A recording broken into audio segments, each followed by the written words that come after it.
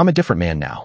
In a different place, a new town, surrounded by unfamiliar faces, unfamiliar streets. New hangouts, haven't spotted any familiar ones yet, but everything around me is brand new. And so am I. Just yesterday, Uncle Sam cut me loose. The base hospital where I spent a year healing, hurting, and recovering told me I was free to go. On my own now. A new chapter. That morning, I took a cab to meet a guy who led me to his garage. Inside sat a well-worn 1992 Harley FLHS, complete with a pair of oversized leather saddlebags. Back then, it wasn't called a fat boy yet, but it would be. The price was fair, so I handed over $7,500, strapped my modest belongings to the back, put on the helmet he gave me, and rode off toward the county tax office. An hour later, I had plates on the Harley. I hobbled crutch in hand next door to the driver's license bureau. At the counter, the officer gave me a long look and asked, "Just get out?" I nodded, held up my discharge papers, and pointed to today's date. He gave me a nod and said, "Stand over there, I'll get you in right away." When the crowd started to complain, he snapped, "Quiet down if you want in. This man gave up a leg so you could keep living yours. He goes first." Then he turned to me again, his voice lower, "Semper Fi." I smiled, answering just as quietly, "Ura." The others didn't exist to me in that moment. I kept my face straight. The clerk took my paperwork and my military motorcycle safety certificate, keyed everything in, and handed over a Florida commercial chauffeur's license. It let me drive almost anything. I used the base as my address for now temporary, but serviceable. Next door was an insurance office. I stepped in to ask for a quote and left just as fast. Numbers like that could make a grown man choke. I pulled out a folded note with my next stop's address. 20 minutes later, I parked in front of what looked like an old motel, now converted into apartments. I rang the bell under the manager's sign. A tall, heavy-set guy opened the door, grizzled, cigar stub between his lips, wearing a sweat-stained tank top. He didn't say a word. Breaking the silence, I said, "Chad Johnson. I called about the furnished place you have." He grunted, grabbed a clipboard and a key ring, and walked across the lot. I limped behind, leaving the crutch behind this time. At apartment 22, he paused, looked me over, unlocked the door, and then, without a word, motioned for me to go inside. There was a small living room area and a small kitchen, with a bar separating them. On the back wall were 3 doors.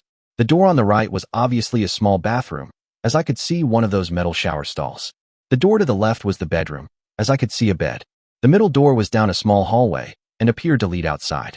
I looked into the bedroom, and it was what I would expect. I looked into the bathroom, and it wasn't bad. A sink, commode, and shower. I looked back at the living room, and it had a chair, a small couch, and an ancient TV. The guy walked to the back of the apartment and opened the door that led outside. I looked out to see a covered patio that ran the length of the building. Under it was kids' trikes, a couple of bicycles, and I noticed some motorcycles there too. The man said, "You can park your bike back here. You get in over there between the buildings, but don't be revving up your bike at night. People have to sleep. It's safe back here. You might want to chain it up, but nobody will bother you." That last building on the right is the laundry building. You can use coins or get a card with credits for the washer and dryer. If you want someone to do your laundry for you, there's a bulletin board in there. I walked back to the living room, and he held out the clipboard. "Fill this out and give me the first month plus 200 security. If you don't pay the next month's rent by the last day of the month, you're out of here. Your stuff will be outside in a box. No narcotics, no 304s working out of the apartment, and no shooting. I hate guns. I had enough of them when I was on the force. First time the cops come, I warn you, next time your shit's in a box. You got the $550? I gave him the $350 rent and 2 bills for security. He counted the money and handed me back $150, saying, "I'll cut you some slack and only charge you half a month since it's already the 12th. Remember to get your money in by the last day of the month. Fill out that paper and bring it over before you move your bike." The big man gave me a crooked grin and walked out, heading back toward his apartment. After filling out the required information on the form, I walked back to the manager's apartment and rang the bell. I handed him the clipboard, and he handed me some keys. He asked, "You a vet?" I nodded. "Hurt in Iraq." I nodded. He looked at me and said, "Thanks for what you did. Enjoy here, and I hope you don't have to live here forever." He gave me the crooked grin again and closed the door. I started the bike, rode it to in front of my apartment, and took my duffel bag in and unpacked it. I took out my little notebook and made a list of what I would need. I might have to make more than one trip. First, I needed to eat, buy some food, and get some civilian clothes. Instead of the crutch, I took my fancy aluminum cane and slid it into a saddlebag on the bike and headed down the street to where I had seen a grocery store. With the use of a cart, I picked up the necessary items I needed, including some more toothpaste and soap. I remembered some soap for the dishes too. Since this was my first shot at the grocery store, I picked up some canned chili, canned stew, a couple of frozen dinners, a half-gallon of milk, salt, pepper, loaf of bread, and breakfast stuff, including eggs.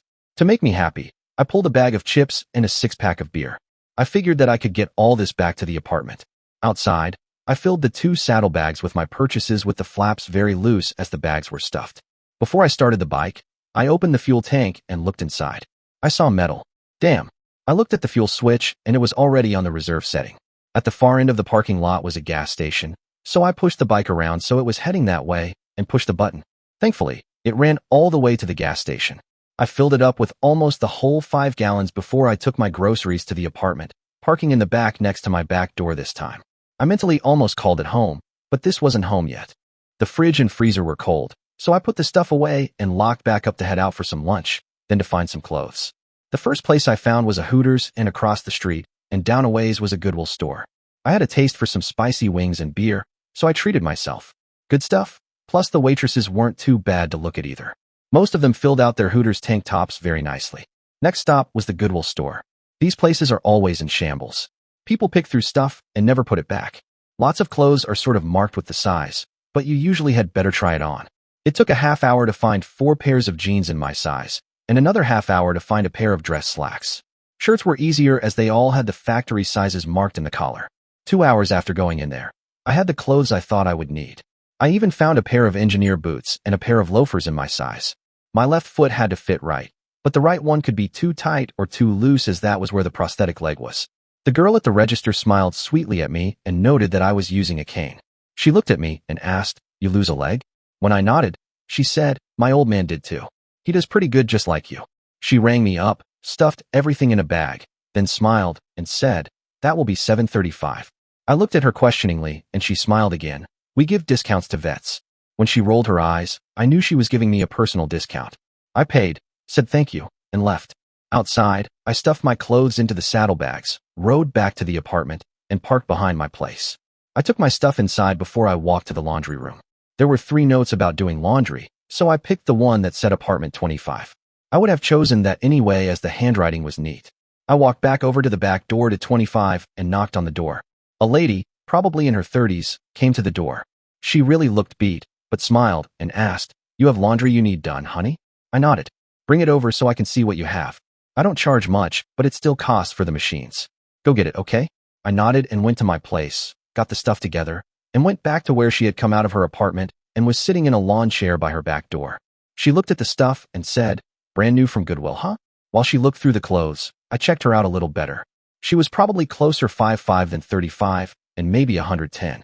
Thin, but not bony. She was wearing an old loose unbelted shirtwaist dress that didn't reveal her shape, but you could tell she had some up top and a decent backside. I'm a typical guy, so it took a while to get to her face. She had a lot of lines, so I may be underestimating the age a bit, probably closer to 40. Her hair was a mousy blonde that didn't look dyed. There was some gray mixed in, so the lady was no spring chicken. She smiled and nodded as she looked through each piece. "They have all the buttons and the zippers work, so you made out. You did a good job selecting stuff. Is this all?" I nodded. She looked at me with her version of a crooked smile and asked, "You talk?" "Yes, ma'am, when I need to." "Ah, quiet one, huh? Okay, I'll wash and iron all these for you and starch these good pants and shirts for $10. Is that all right?" I nodded. "I'll have them for you this evening, okay?" I smiled and said, "Thank you." She asked, "That your bike?" Pointing at my Harley. I nodded. "You're safe back here, but you need to chain it up with a good lock." When I frowned, she said, "I'll let you use my old man's. He left last month and hasn't been around, so I'm guessing you can use it till you get one of your own. He's usually gone 2 months before he misses me." She went inside and came out carrying a heavy chain and a big padlock with a key stuck in it. "Thanks," I said, as she handed me her chain and lock. I chained and locked the bike to the metal pole under the overhead cover and went inside to relax. This was the most activity I'd had outside in a year, and I was tired. I flipped the TV on and was rewarded with a good picture. There was a small remote, so I began flipping through channels. Amazing, the place had cable, so I found a decent old movie and settled down to watch it. There was banging on the back door. I had been sleeping, so this startled me. I got up and hobbled to the door to find the lady from next door holding my clothes. I opened the door and took the clothes from her one hand, but she still had some clothes on hangers that she was holding up. I motioned for her to come in, set the clothes down that I had taken from her, then took the hanging pair of pants and shirts. After putting my stuff in the bedroom, I came back into the living room area to find her sitting on one of the two bar stools at the counter. "You washed the sheets on that bed yet?" she asked. I shook my head. "You better let me run them through real quick before you use them. You never know. Let me wash the spread and blanket as well. The manager has a good cleanup crew, but you never know." I nodded and went into the bedroom to strip the bed. There were 2 sheets, 2 pillowcases, a bedspread, and a blanket. I brought them back into the living room and put them on the couch. She went over and smelled the sheets. "Musty. They've been around for a while without being washed. Give me a 5 and I'll get them washed right away." I pulled out a 5 saying, "I'll carry them over for you if you want." "That's okay, I'll do it. I need to wash some other stuff at the same time. I'll just put it all in a basket and carry it over. If you want to know, I get my stuff washed while I do for others. It's kind of cheating, but it's how I get by. If you want me to clean your place, I can do that too. If you need a companion, a bed warmer at night, I can do that when my old man isn't in town. I do what I have to do." I nodded, thinking she wasn't bad looking and she might be worth an evening. I'd bet she was the kind that wouldn't freak out over no right leg below the knee when she saw the stub. She left, and I looked at my watch. It was already 6, so I had slept for a couple of hours. I took out a TV dinner and a beer. I didn't have a microwave, so I had to warm up the oven. While that was going on, I checked to find dishes, flatware, and some pots and pans. There wasn't a lot, but enough to get by. While I was waiting for the stove to warm, I noticed the lady carrying her basket to the laundry room. She would take a while to do everything, and my 5 would barely cover the machines and soap. I figured on tipping her 5 when she brought my stuff back. I ate while watching the local and national news on the local cable channel. It was spring, part of Florida's dry season.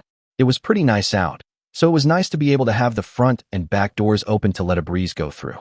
Funny, for most of this last year, I had made all my plans on what I was going to do when I was on my feet, or is that foot, and out of that damned hospital. Now that I was out, I was a little scared, uncertain, not sure of myself like I usually was. Well, I bought a bike, rented a place, bought some clothes, and I'd fed myself. Now I have to find a job. I have a list of places to check, but from what the news is saying over and over again, is that there aren't any jobs. I could get along on my VA benefit and some assistance, and I know I was eligible for food stamps. I was eligible for housing too, but I didn't want to live in a project. I just wouldn't fit. I need to find a job of some kind. Hopefully, I can find a driving job, or fall back to what I learned in trade school before the Marines, welding. Time will tell. I was at the counter when there was banging on the back door again and a voice called out, "It's Cheryl, I've got your bedclothes." I hopped down and made it to the door. When I tried to take them from her, she pushed past me and went to the bedroom with them. I tried to start helping her, and she said, "Go in there and open me one of those beers and let me do this." Okay, I know when to listen. I went to the fridge and took out 2 cold ones. There were still 2 left. That was plenty, or so I thought. She came in, pushing her hair back from her sweaty face. I handed her an opened can of beer, and she handed it back to me and took the one that had not been opened yet. She opened it and took a couple of big gulps from it. She sort of watched me closely until I drank from the beer she had handed back to me. She smiled and took another big swig from the can. "Ah, hits the spot, thanks." I nodded but had to ask, "You said Cheryl was at the door. Is that short for something?" "Glad you asked." "Yes, the name is Shirley McGiver. If you're wondering, it's my maiden name too. Never married, but I've had the same old man for 20 or so years." I took out my wallet and handed her a 5 saying, "Thank you, Shirley McGiver. You've been a big help." "What's this for?" "If it's for bed warming, I think I'm worth more in that. If it's a tip, I should have been doing this as a welcome service, but thank you very much." I was smiling and slowly shaking my head at her forwardness. Shirley stretched a little. "You new here?" "New in town." I looked at her and wondered how much I should tell her. "I just got out of service, but have been out at the base for the last year." "Then you know Tampa pretty well?" Shirley said. "Don't know it at all. This is the first time I've been off base." She frowned. "What the hell you been doing out there that you haven't been in town? Now is shit, or get off the pot time." My cane was next to me, so I picked it up and banged it on my prosthetic a couple of times and said, "It took a while to get this fitted and to figure out how to walk with it." She squinted at me, then very matter-of-factly said, "So you lost a leg, just one or both?" "How high?" "Just one, below the knee." Shirley nodded then said, "Let me see." I pulled up the leg of my pants all the way to the knee. "Good job. Looks like whoever made this knew what they were doing. My brother lost a leg and a foot. He gets around pretty good. Doesn't hardly use a crutch or cane. If he's feeling poorly, he uses a walker." Shirley pushed my pant leg down and said, "Since you haven't been out and about for a long time, want me to show you the places to go?" "That would be nice." "Give me 10. Make it 15 minutes. I gotta take a shower. Get your bike unchained, and we'll be gone. If you have a jacket, you might need it tonight. It's getting cooler out there." I thought to myself, what the hell? I guess I'm ready for the world. She thinks so. Should I ride her? I haven't ridden in 5, 6 years, and should she trust me too up? I went in the bedroom and pulled out my old leather jacket. It wouldn't do in real cold weather, but it would do okay without a liner in this weather. I should put that on my list. Come to think of it, there were some decent leathers at the Goodwill store. I'll have to check them out. I locked up the front and shut off the lights, but left the back porch light on. About the time I had the chain off and the bike turned around with the gas on the main tank and not reserve, Shirley came out of her place locking the door. She didn't have a helmet and I only had mine, so I offered her my helmet. She took it and set it by my door. We don't need those anymore in Florida. When you go out, make a left. I'll tell you after that. Shirley wore jeans and a tank top under an open leather jacket. Her hair was pulled back into a ponytail, and somehow in just 15 minutes, she looked years younger. You could tell she'd been riding for a long time. She moved naturally with the bike, leaning with me smoothly and without tension. She kept talking, giving directions. Turn left, go straight, watch for the bar up on the left. We pulled into a small bar tucked behind a row of buildings, bikes lined up out of view from the street. You'll be fine in here, no club types. I'll just tell them you're my new neighbor, all right? Just a neighbor. Most of these folks know my old man. Tonight's not exactly the best time to be out meeting new people, but hey, you never know. The moment we stepped inside the loud bar, the noise shifted toward us. People started shouting, Cheryl, Cheryl, where you been, you nut? Who's this guy, someone you dragged in off the street? Hey buddy, getting the full tour or what? Shirley didn't skip a beat. She landed a solid punch to the loudest one's gut as she walked by. He's my new neighbor, genius. I'm showing him around. Oh sure, the guy coughed. Showing him the neighborhood. Huh? Maybe what it costs to look around. Shirley stopped cold. She snatched the bottle from his hand, swung it in a sharp arc against the corner of the bar. It shattered, leaving only the neck in her grip and jagged glass aimed at his throat. You better watch your mouth, she growled. One more word, and you'll be leaking all over this floor. A mammoth came up behind Shirley, grabbed her hand with the beer bottle, and at the same time picked the loudmouth up by the belt of his pants. The huge hand on her wrist slid up smoothly, taking the jagged bottle from her hand. Out you go. Jerry, your mouth got the best of you tonight. Come back tomorrow after your mother has washed it out for you. You keep this up and you'll be treated like any kid and be grounded. Now get. As the mammoth said this, he pushed open the back door and actually pitched the guy out into the parking lot. Funny, the loudmouth didn't say a word to the big man. Shirley looked at me and noticed that I had leaned back against the pool table and had the 6-ball in my hand. Put it down. The guys playing pool would miss the ball. Besides that, I don't think you could knock Jonah out with only a pool ball. The mammoth came back to us and stuck out his giant hand. I'm Jonah. Sorry you had to hear that shit. Let me get you a beer on the house, and thanks for not hitting me with that damn pool ball. Those things knock the piss right out of you. Shirley laughed and said, Jonah, this is my new neighbor, Chad. He just got out of the service, and I'm showing him around. Jonah looked at me and reached up to touch a patch sewn on my jacket. You a Marine? I nodded. Semper Fi, Jonah said, as he grabbed me in a bear hug. I choked out a "Ura" while trying to get my breath. Hell, let's all three get a beer and I'll introduce you around. Jonah and Shirley introduced me to what seemed like a crowd of people, but it was probably only about 30 or so. The place wasn't that big. While we were near the front door, a tall, confident woman walked in. She wasn't dressed in biker attire, but instead wore a short, elegant evening gown. She had an impressive presence, standing at least 6'6" or 7 feet tall and easily weighing over 300 pounds. She had a commanding aura, and I couldn't help but notice her. Shirley saw me looking and said, Easy there, she's already taken. Jonah chuckled and said, Hey, for a fellow Marine, I'll share the fun. It takes a Marine to handle someone like her anyway. Hey Millie, come over here and meet the guy who's clearly impressed by you. Millie walked over to Jonah and, with a grin, pulled his head toward her. Go ahead, take it all in, she teased. Millie gave him a playful shove and turned to me, narrowing her eyes. So, you're the new guy? Shirley, you keeping him busy? Before Shirley could respond, Jonah chimed in. She's just showing him around, giving him the tour. In a dramatic voice, Millie said, Well, I'm definitely a sight, aren't I, darling? Shirley laughed. Trust me, he's probably more interested than he's letting on. When I frowned at the comment, Millie lifted me effortlessly and pulled me into her space, giving me a friendly kiss on the cheek. Don't mind us, sweetie. We just like to enjoy life. Jonah added, I was going to suggest he join us later, Millie, but looks like you've already got him intrigued. Millie gently set me down and gave me a playful pat on the shoulder. There's plenty of fun ahead, don't worry. You'll see. Shirley leaned toward me and whispered, Well, Tampa's going to feel pretty quiet after this. We finally got our beer, but Millie and Jonah invited us back to his office, where he offered some drinks. Millie relaxed in a comfortable chair, casually settling in.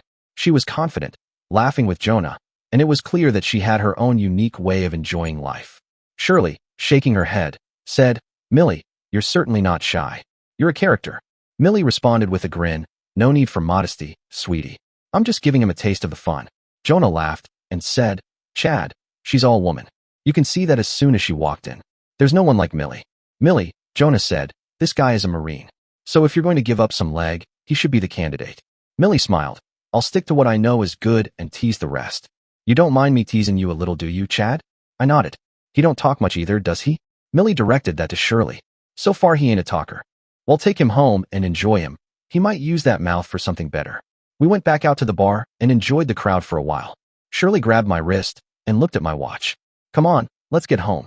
I might get a call between now and 1. That's when he calls when he does. I like to be there for him if he does call." I said goodbye to Jonah and got a bear hug and smooch from Millie. She whispered in my ear, "Jonah said we could get together. Ditch your babe and see Jonah. If he says you're good for it, I'm ready, honey." Just name the time she teased, I think.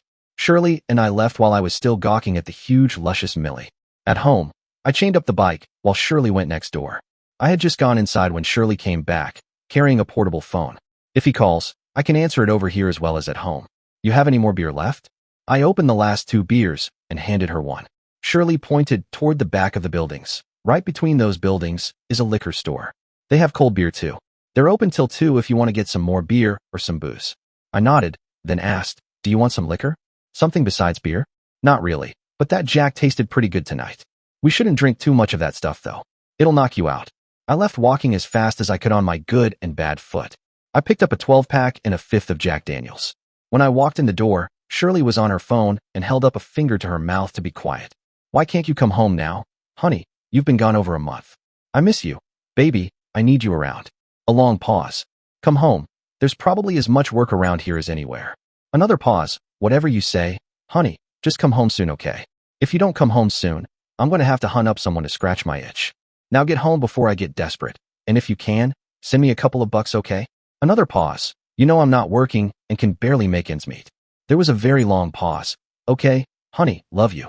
I could see her now just looking at the phone before pushing the hang up button. A big tear rolled down her cheek and dropped onto the phone. Shirley raised her head, sniffing back the rest of the tears. "Good, you bought some booze. I could use a little of that along with another beer." While I poured the drinks and opened a couple of bottles, Shirley moved around the house with purpose, pulling the curtains closed, lowering the shades, turning off the lights, and cracking open a window in the bedroom.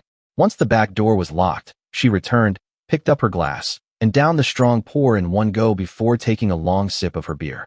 "Ah, hits the spot," she said. "That son of a gun is in Spokane, Washington. What the hell is he doing up there?" I recognized the area code. "He's a sandblaster, and there aren't any big ships in Spokane." She sat on the couch and began letting her hair down. "Damn, he could get steady work around here or on the Gulf Coast, but he always ends up chasing jobs across the country. I know why he never has money. He's too busy wasting it. Always running around, never grounded.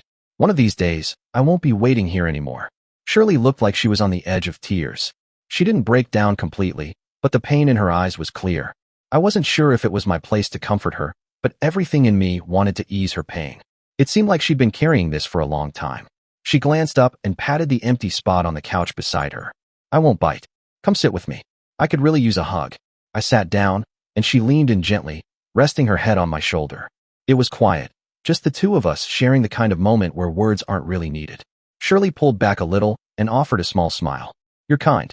It means a lot right now." We sat there, sharing a few quiet laughs, small words, and the kind of closeness that wasn't about romance or expectation, it was about comfort. Eventually, she led me to the bedroom, where we both needed rest after an emotional day. We lay there, side by side, the tension of the day slowly easing away. As I drifted off to sleep with her arms wrapped around me, she whispered, "Just sleep. I want you to stay close tonight." That's how my first day out on my own began, a complicated day, yes, but one that ended with a reminder that even in the middle of loss and loneliness, connection still matters. I woke this morning to kisses on my neck and back. I flipped over to see Shirley smiling at me. "Did you sleep good, baby? Did you?" I smiled. Shirley hugged me to her full front, feeling my morning erection poking into her. "Do you need to use the bathroom?" "I did already. Go and come back, okay?" I went to the John and came back to find Shirley holding up the covers for me to crawl in next to her. We kissed and hugged until my part A found her slot B, and we proceeded to have a long, enjoyable session. When we were laying there in our juices, Shirley said, "How about that? I didn't even give you a chance to buy some happy time with me. I just gave it away. It was worth it, though. You really made me feel good. I want more of this, so rest up, Chad. I think we need to do some more exploring." We got up and washed off in the tiny metal shower stall. I only had the one big towel, but it was enough for this morning. I needed to put towels on my list. I told Shirley to sit at the counter, and I would fix us breakfast. She asked, "What are you going to fix?" "How about bacon, eggs, and toast?" "Would that do?" "That would be great, but you're not making it. I'm the cook when I'm around. If you have coffee, make it. I'll do breakfast." Thank goodness I had bought coffee and was able to find the old-fashioned drip pot. I made a pot of strong coffee, and surprisingly, by the time the pot had brewed, Shirley was putting plates of food on the table. We each had 4 pieces of bacon. She had 2 eggs, but had made me 3. We ate heartily until she pushed herself back and said, "Damn, that's the first good meal I've had in a week. Sure is nice to have a neighbor that feeds me. I'm going to take your 5 and go to the grocery later today." I frowned. "You can't buy much with a 5, Shirley." "Bet me," she said. "I can get a bunch of rice that will last me several days. I'll get some beef base or chicken base to flavor the rice and live good until I can get some more money ahead. You're going to need to wash your sheets again, so I'm ahead already.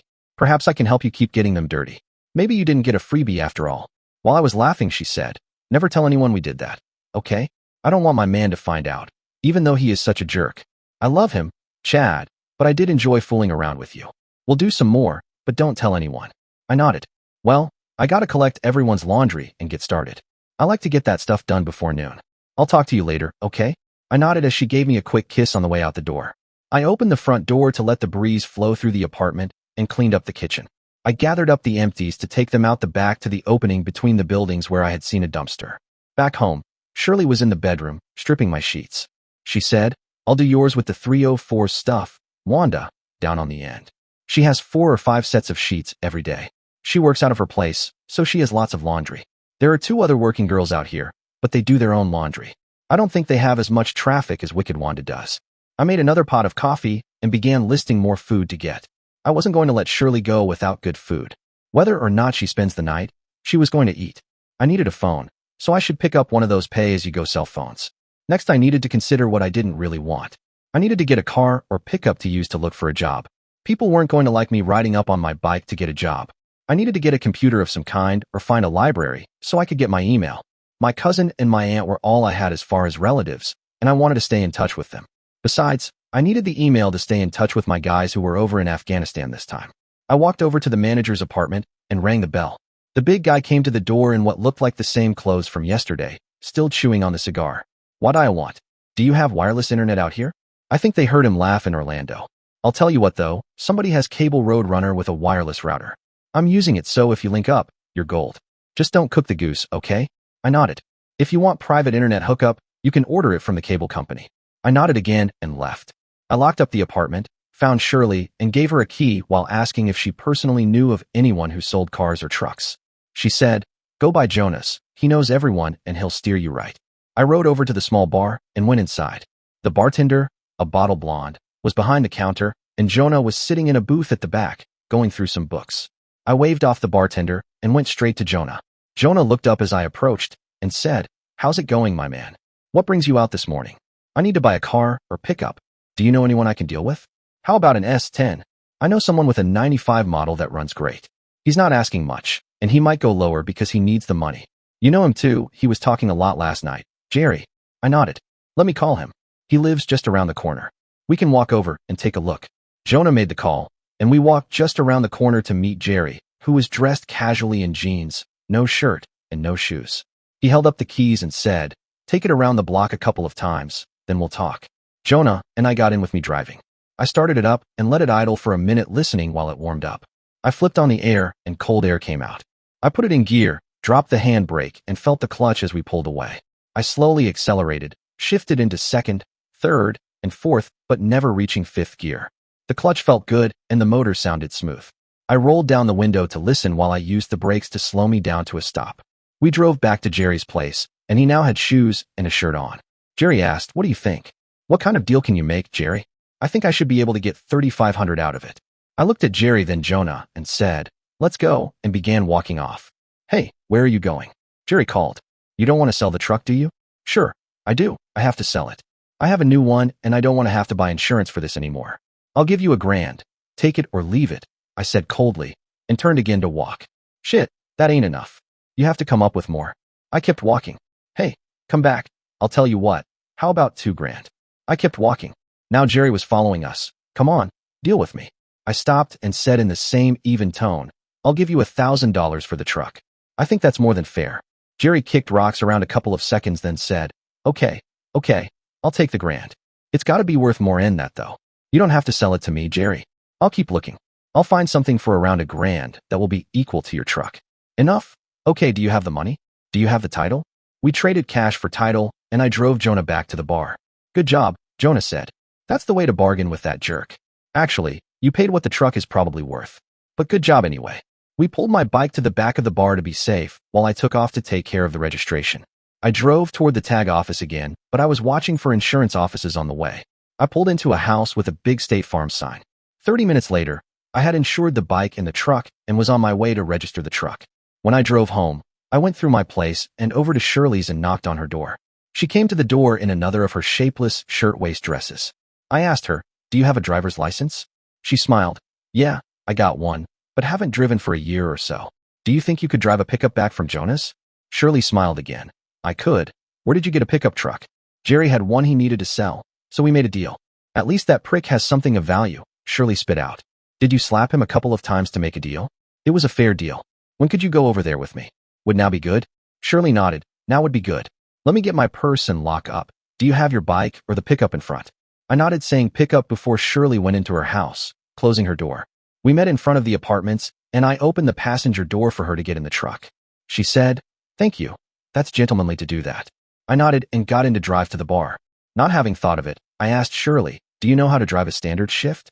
Yeah, I can do that. That's all I've really ever driven. Inside the bar, we had the daytime barmaid give us each a beer. We drank our beer and munched on some free peanuts. While we were sitting there, I asked Shirley, Would you do me a favor? She looked at me warily, but said, What you need? I can cook for myself, but not very good. I'm going to get tired of frozen dinners pretty quick. You did breakfast real good, so how about we make a deal? I'll take you to the grocery store, and you pick out the stuff we would need to eat for, say, a week. Get enough for our evening meals and some stuff for lunch, like lunch meat and soup, or something like that.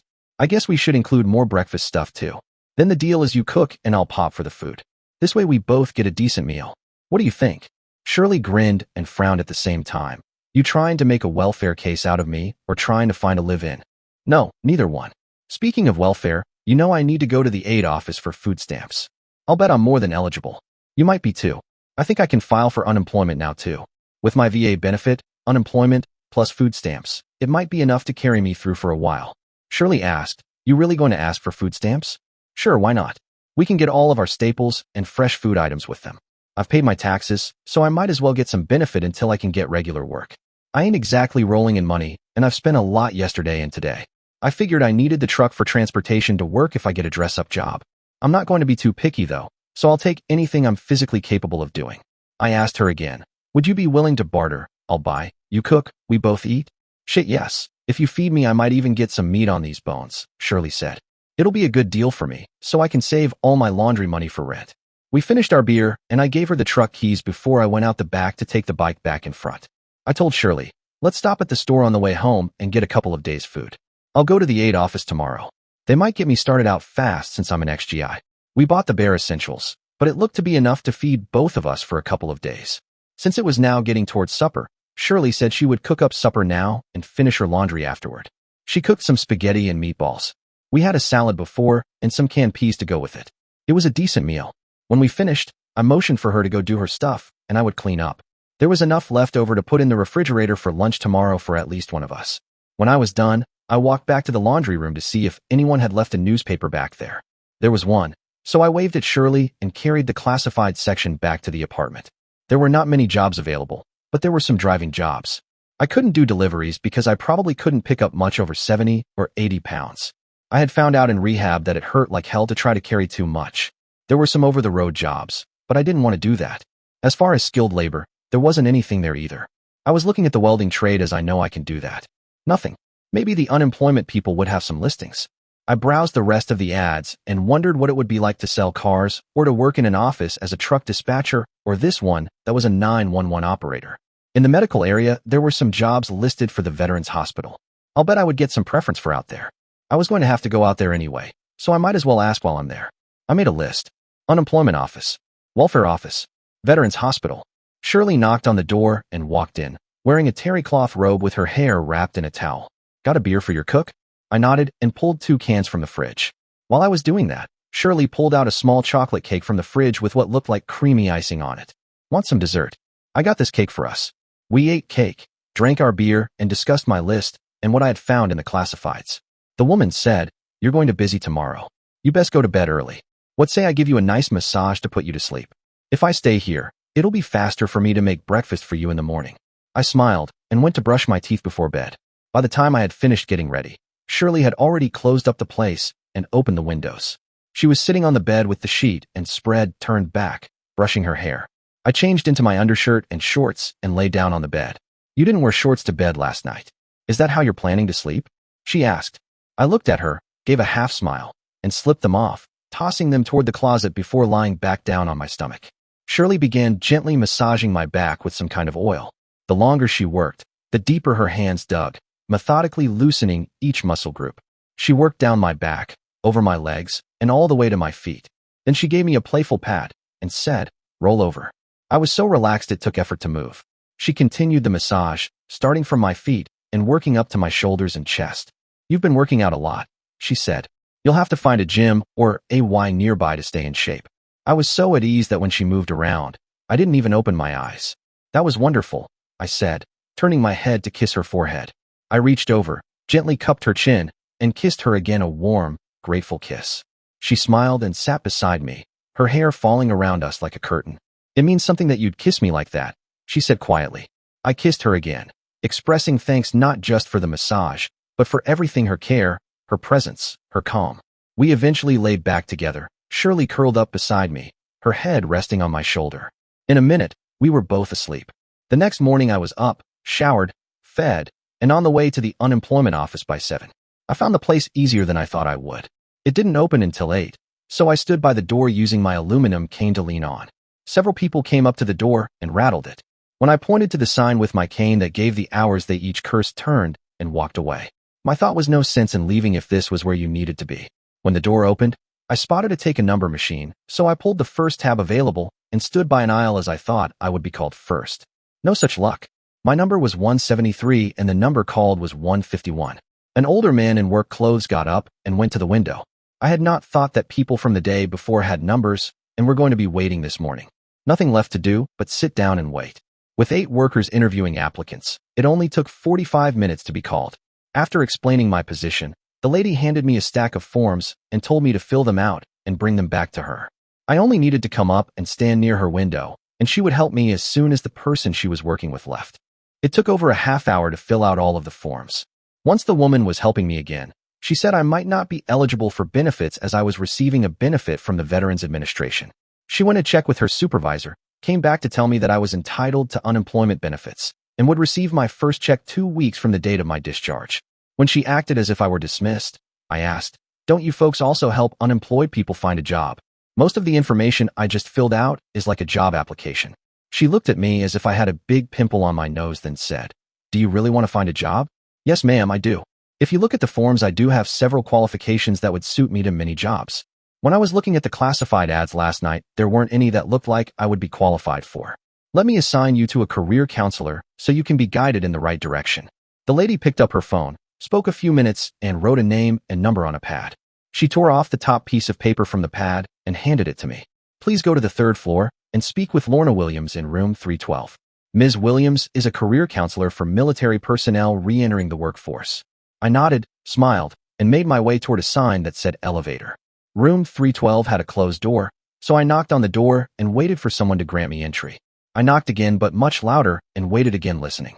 A short, fat little man with Coke bottle glasses opened the door next to the 312 and said, "Lorna is not here. She just left on break. If you will come back in a half hour, she should be back." I looked up and down the hallway and didn't see any chairs and didn't remember any in the elevator vestibule. I decided to just stand there and wait, thinking that it was pretty rude to know someone is on their way up to see you and to take off like that. 45 minutes later, the little fat man came out of his office and looked at me. Did you just come back, or have you been here all this time?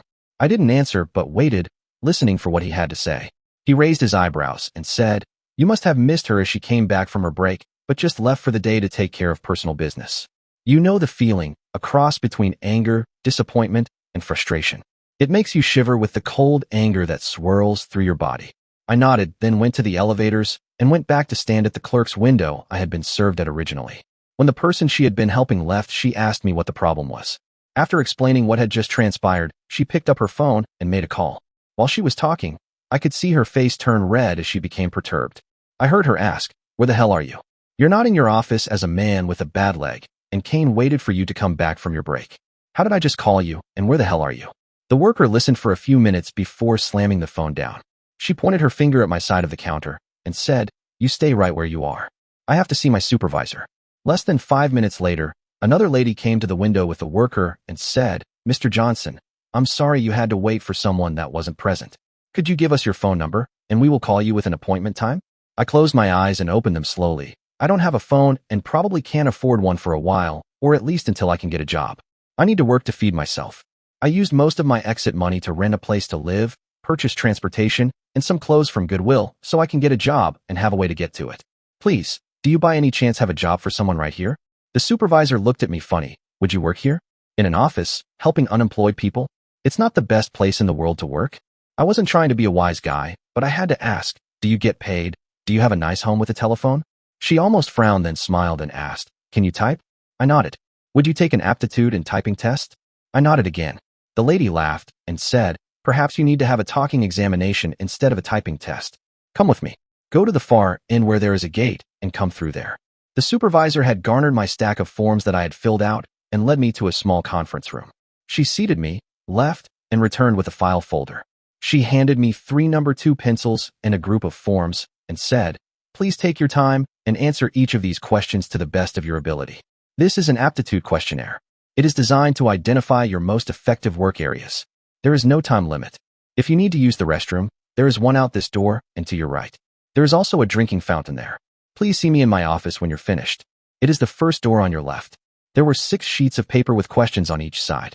The print was very small and a little smudged. If you didn't have good eyesight, it would be impossible to complete the forms.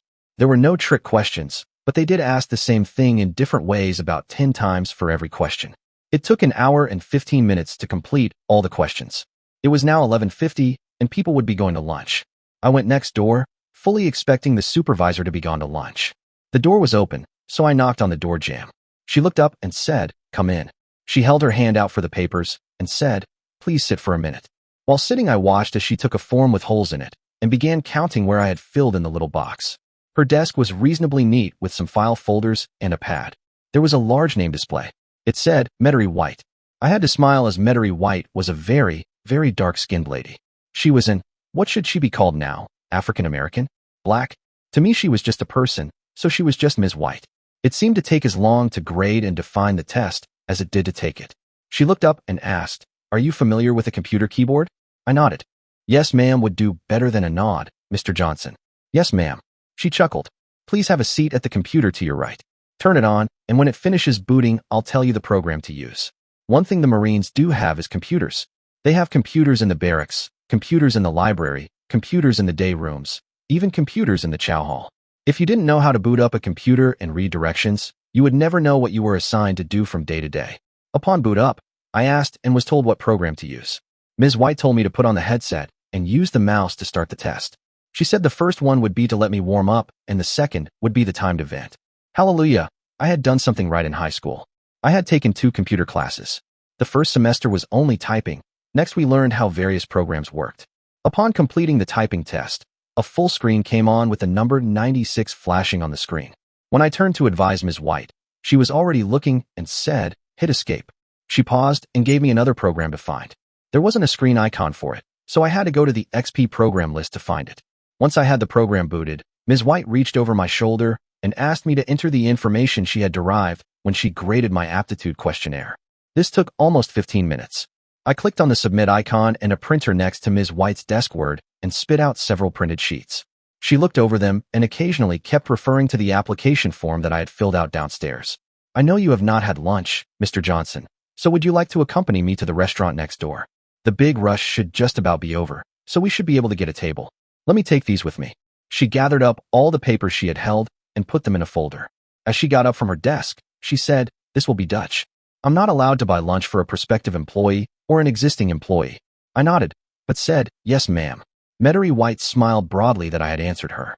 The restaurant was a cross between a self-serve cafeteria and a serving line. I chose a Cuban sandwich that a cafeteria worker put into the presser for me. I also bought a large iced tea. Upon sitting down, Ms. White said, "You have good manners, Mr. Johnson.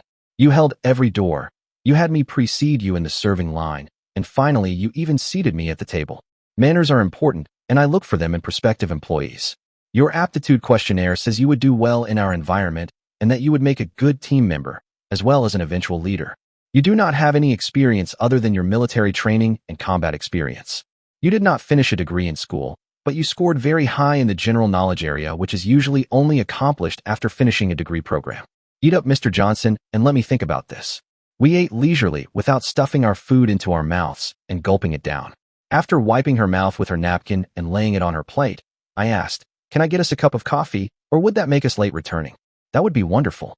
Black, please." And this is still part of the interview process. Back at the table, we were sipping our coffee when Ms. White began. "I'm reluctant to hire you as a general clerk as it is really boring, plus you have to deal with some unsavory people every day. I have need for a new person to help military people re-enter the workforce, but that position is posted requiring a degree in human resources. You recognize that you have to work to earn money to enjoy life, so you are more than halfway to getting a job. Now, I just have to find a place for you." She drank some more of her coffee and said, "I need a temporary secretarial staff member for about 60 days. The permanent secretary is out on maternity leave. This position also requires substituting as an interview clerk to give breaks in the morning and afternoon. You will work 1 hour, giving 4 breaks in the morning and 1 hour in the afternoon, giving 4 breaks then as well. I'll send you out to work with the window clerks a full day before you have to relieve anyone. If you work fast, you will finish 1 person at each substitution. The first few days you will be longer trying to get the interview complete, but you will become quick very fast. The secretarial position requires some transcription, filling out forms, filing, answering calls for your immediate supervisor, and assisting your supervisor to fulfill their responsibilities. What do you think? Want to work as a secretary to see how you react to an office?" I didn't frown, but I must have had a sour look on my face. What would this temporary position pay? I'm sure it would be at least what unemployment pays, and I wouldn't have to go get food stamps. Temps begin at $12 an hour, with permanent secretarial and interview clerks earning up to $18 an hour. You will receive an extra $2 a day for working 2 hours at the window. That position pays $1 an hour premium. It didn't take me long to figure out I could live on the $4.80 a week, but I thought I could probably eventually find a better job. I needed to go to the VA hospital to get checked in and to get my health club membership for continued rehab. That would be a lifetime freebie. "Ms. White, I will take your position and consider it temporary while I seek better employment. I need the job and you need the worker. I'm sure I will fulfill the responsibilities the job requires. I can start in the morning if you wish, but this afternoon I have to go to the VA to check in and to find a new gym for my rehab." "Good. Come to the back door by 7:50 in the morning and come to my office. I will have you sign your W-4 and we will get you started." We stood and I escorted her back to her door, going out to my pickup a little lighter on my feet. I would have a job to take up some slack on finances. I'd sure like to keep my little savings intact in case I need something for a rainy day. The VA experience was a total wait and see. It took an hour wait to get my interview and a new card, and it took another hour to get in to see the clerk who gave me a local Lifestyles gym card. She said that if I would prefer Gold's Gym or the YMCA, I could switch, but Lifestyles were all over the area and had a contract with the VA. When I finished, I found the employment office and asked for an application. After I filled it out, the clerk looked up my DD-214 on the computer and said, "The only thing we have open right now is on the security team. I don't think you would qualify with your disability. They are regular policemen out here and have to do what a regular policeman does. I will keep your application and send it around. As you get other outside experience, come back and update your application, okay?" That was disappointing. A guy doesn't like to be told that you can't do something physically.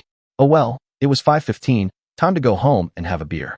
I parked the truck in front of the apartment and went into the stuffy place. I propped the front door open and opened the back door and the bedroom window. I checked the bike to make sure it was still there before I went to the fridge to get a beer. Thinking about it, I got 2 out and went to Shirley's back door to bang on it. Before I knocked, I could see her at an ironing board working on a shirt. She had the radio on a country station, listening to someone wail. I called out, "Hey Shirley, want a beer?" She jumped, set the iron down, and hung up the shirt. She came out the back door and sat in a lawn chair, pointing at another one sitting across from her. It took the whole beer to tell her what all I had done and that I was employed as of tomorrow morning. It wasn't a big wage, but it would do until I found something better. I figured if I was working at the employment office, I would have a lot of opportunity to find out about jobs. I would also have time to figure out what I wanted to do with my life. Shirley was the smart one as she asked, "What kind of clothes do you have to wear to this job?" My face must have told the story, as all I could remember was men in shirts and ties, and in one case a guy in a dressy shirt without a tie. All had on decent slacks and dress shoes. Shirley said, "Come on, let's go up to the thrift store real quick to see if we can find some pants and shirts in your size. If they don't have anything, we'll still have time to run to Walmart for something." Shirley locked her place up, and I did the same, remembering to shut the bedroom window. The thrift store wasn't far and was about the same as the Goodwill, but bigger. Their hand-me-downs were not in as good a shape as those at the Goodwill, but it could have been because they were picked through faster. We did find 2 pair of slacks that fit and 3 dress shirts that were still nice, plus Shirley found some ties that were very nice. The shoe bin was just that. There were several bins of shoes. A bin for each size, but they were still pretty mixed up. I gave up after 15 minutes, saying that my military dress shoes will work. They are already shiny and are easy to clean up. Shirley had found a pair of jeans and a tank top for herself, along with another dress of the type she likes. I paid for everything, and we headed back to the apartment. Shirley said she needed to get my stuff in the washer real quick, as the pants needed to be hung to dry. She had me get out of the clothes I wore today, so she could wash them as well, so if I needed to, I could wear them in the morning. I started preparing dinner, but was interrupted and told in a firm tone that she would be back soon to finish it. She suggested I have a beer and relax by watching TV or something in the meantime. I put on a pair of jeans and a t-shirt and followed her instructions. I opened a beer and sat down on the couch, flipping through the cable news. There wasn't much to watch, just the usual updates, with the new president trying to withdraw from Iraq as quickly as possible to satisfy his supporters. I think he understands the importance of our presence there and that we should stay a bit longer, if for no other reason than to help the Iraqi army. Politics and war are exhausting. It's easy to ignore the significance of war when it's not directly affecting us. We tend to forget about the reasons behind it when it's far away, as long as we can still enjoy our daily comforts like lattes or the latest movies. After dinner, I asked Shirley if she was up for a trip to Jonas. She agreed, but mentioned she'd need to be back in about an hour and a half to get my clothes ready for the next morning. We rode down to Jonas and had a beer. The place wasn't too crowded, and Shirley and I actually got to play a game of pool. We had a second beer before heading home. It felt good to get out and ride for a bit. Back home, I washed up the dishes while Shirley busied herself with laundry or something in the back. Around 10, she came in carrying my clean clothes on hangers. They looked good, almost like new. I thanked her and handed her a 10, asking if that was enough. She laughed and said, "Yep, $10, a good meal, and a warm place to sleep. Well worth it." I chuckled. "So I'm the one doing favors now?" She grinned. "Hey, I'm not complaining. Let me grab a shower. Be right back, wait up for me." I locked up the front door, checked the lock on the bike, cracked open the bedroom window, and turned off most of the lights. I had just settled down in front of the TV when Shirley came back, wrapped in a robe with her hair up in a towel. We sat on the couch, watched TV, and I helped brush out her hair. After a while, she offered to give me a massage, but I said, "Let's just curl up and get some rest. You've had a long day with all that laundry." She nodded. "I've got a few more folks giving me clothes to wash. That'll help cover my bills. And since you're pitching in for food, I'm doing all right. If my Bubba decides to come home, though, it might throw off my routine. He usually shows up with a stash and sticks around until it's gone. I don't know why, but I care about him. Maybe one day he'll get it together." Shirley was resting with her head on my shoulder when I noticed her breathing shift. She had fallen asleep. I closed my eyes and followed her into rest. I was up at 6:30, showered, but ate a prepared breakfast before dressing in color-coordinated clothes Shirley handed to me. I tied the tie and checked out the stranger in the mirror. Some guy I didn't know. Shirley asked, "I have a key so I can clean this place up. You can give me $25 a week for housekeeping now that you have a job. That way I'll have your supper ready for you when you get home, okay?" She already had the key, but I was having some misgivings. Were we getting too close? Tom would tell. When I went to Ms. White's office at 7:45, she said, "Good morning, Mr. Johnson. May I call you Chad?" I nodded. Then after she looked at me, I smiled and said, "Yes, ma'am." "Okay, sign these papers, and I'll show you where your desk is." Once Ms. White had the papers in the folder with my name on it, We went next to her office at a desk that butted up against her office wall. This will be where you will work most of the time. You will be answering the phone for me, as well as the other normal secretarial duties. An older lady came in and sat at a desk just opposite mine. Ms. White said, Julie, I want you to meet Chad Johnson. Chad, Julie Preston. She is Ms. Castle's secretary. When I'm unavailable for questions, Julie would be a great person to ask. Julie Preston at first had a scowl on her face, but was smiling from the compliment. Ms. White said, I need to take you out to the counters and let you work with the girls out there today. You'll work out there all of today to learn the procedures. Tomorrow we'll go on a more regular schedule. Out behind the counter, Ms. White called all of the clerks to her and said quickly, before we open this morning, I want to introduce Mr. Chad Johnson. He will be my new temp while my secretary is out on maternity leave. This morning I want him to work with you Francine and you Marcia. This afternoon, we'll pick 2 more of you to teach him. Teach him well so he can relieve you for breaks. The person Ms. White had pointed to as Francine came to me and said, let's get to my window and start. Just listen and watch while I do the first one. I'll explain each form as I go along so you'll have an idea. Her area was neat and orderly.